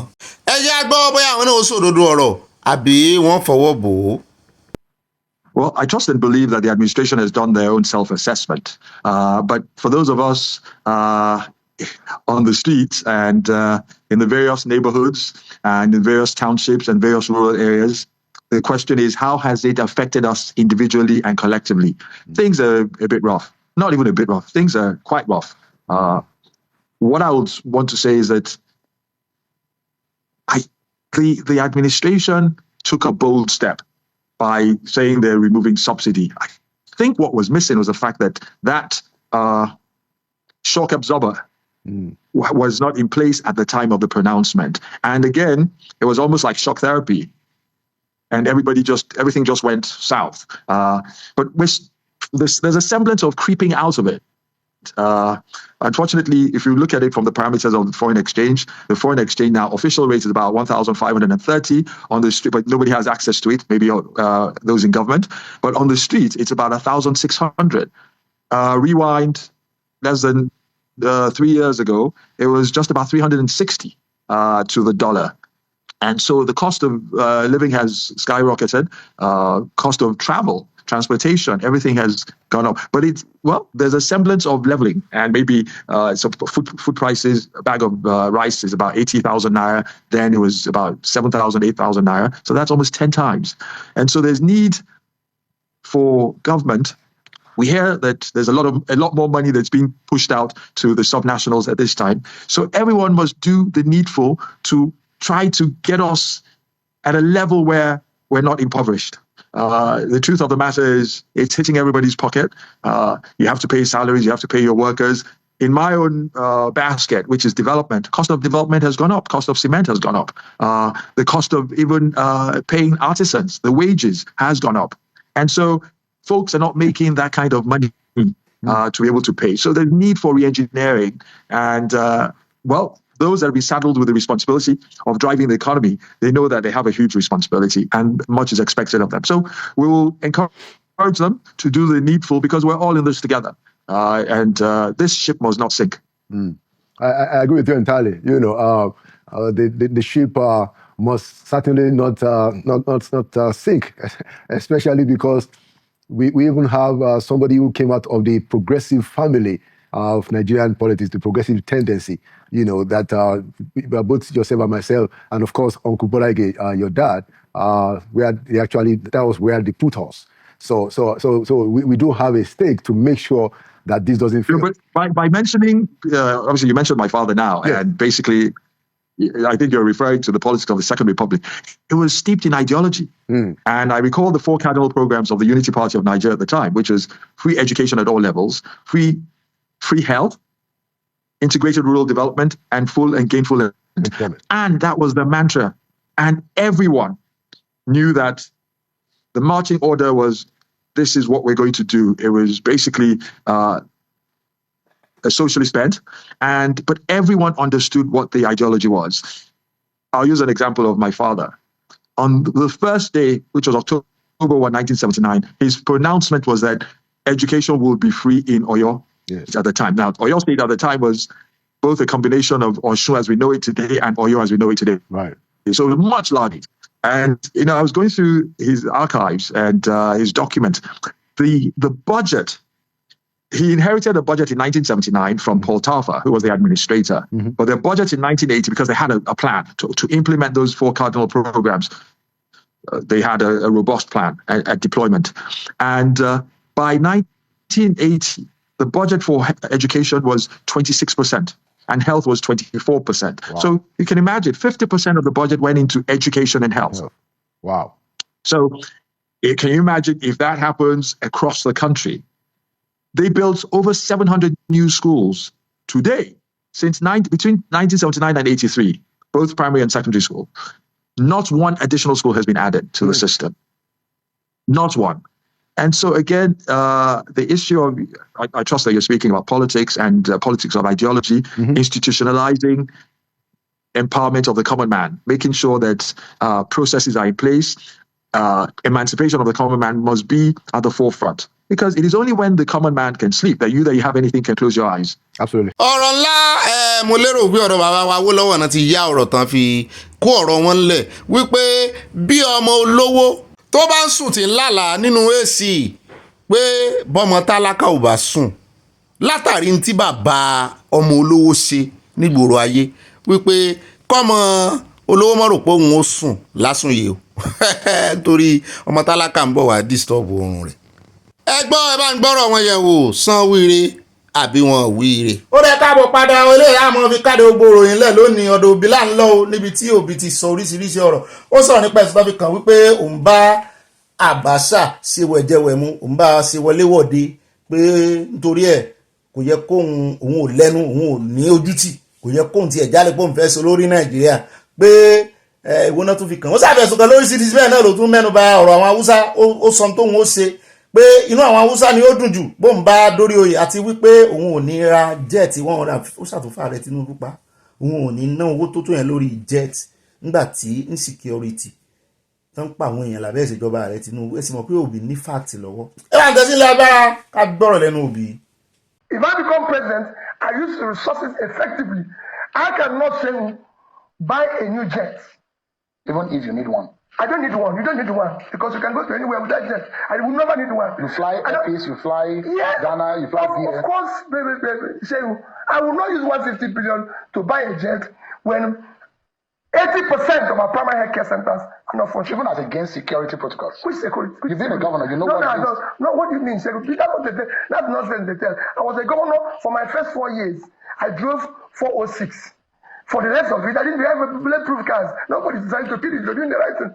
It's when you do the wrong thing that you feel about that. With security agency, we are even allowed. No, forget all those things. If your people are dying, you should be ready to die. How do you clarify this reputation that you work for the Abacha government or in the Abacha government? I've never worked for government before I became governor. I can tell you that. Did you do anything in special? Let me clarify for you. I've never worked for any government before. I was a very successful businessman. And everybody knows that. I was a very successful businessman. I built my business from scratch to something of a As a businessman, I'm also part of those who were controlling trade in Lagos then. There was a time during Abacha's government, even during Obasanjo's government, there was a time during Abacha's government, because when Abacha took over, they said all ports, seaports and everything closed. So they came out with a policy that caused congestion in our ports, even the airports. Goods were not being cleared, goods were not being exported and everything. And some of us felt, no, we need to go and see the head of state then, or at least the commissioner, Minister of Finance, who was I think it was Ani. So we came to Abuja, about 50 of us. We had an audience with the Minister of Finance and the President and the head of state then, and we were able to elucidate the problem we're facing. The President then directed the Finance Minister that he should take some of us who are the leaders, should just form a committee to decongest all the ports in Nigeria. And we have about 10 or 20 ports. Make sure that in each committee, one of us is involved. That's the only thing I had to do with the port. And then when we finished, which lasted maybe 2 weeks, 3 weeks, they said, it is now time to probe and reorganize the port, because I had written in one of my comments that Nigeria Port Authority is the only port I know in the world that have an office outside its country of operation. And coupled that they've seen, they said, you become a member of the panel. He said, if anything, I was a member that tried to reorganize and sack people. Saying he has nothing to do with working government. I've never met Abacha. I don't know him. I'm not in the military. Saying everything I've done in my life is in the public space. Let me ask you, Mr. Purity. There is a popular slogan that you used in the campaign, from consumption to production. Yes. Is that not productive? Let me ask you, because there are those who have also criticized you that what industry did Obi even put in Anambra when he was governor? To start with as an example. But I'd like to take the Nigerian example. I mean, there are industries. They have even used it as an example. The brewery, right? As one. Yes. But the big question here, we're looking at a bigger picture, Mr. Obi. We need to start looking at our competitive advantage as a country. Yes. Where will the jobs come the most? Where will the more money come as an alternative to oil? If you are president, where do you think you will focus the most in the very first 1 year that can give us that advantage? Sure. I might not turn it around in the very first 1 year, but I can tell you, we can make more money from agriculture than we make from oil. Any day, any time. I can show it to you. Which produce will you be focusing on? Say, we have all the produce. Why did you think? Go and look at the arrays. Do you know arrays, which the colonial masters did, were focused on where we were getting products. So there's so much, Nigerian land is so fertile that we can grow anything. You see, this not just say we're having a problem. It has one of the best fertile land on the surface of the earth. So the world is today looking for cassava, looking for yam, I'm not talking about I can go.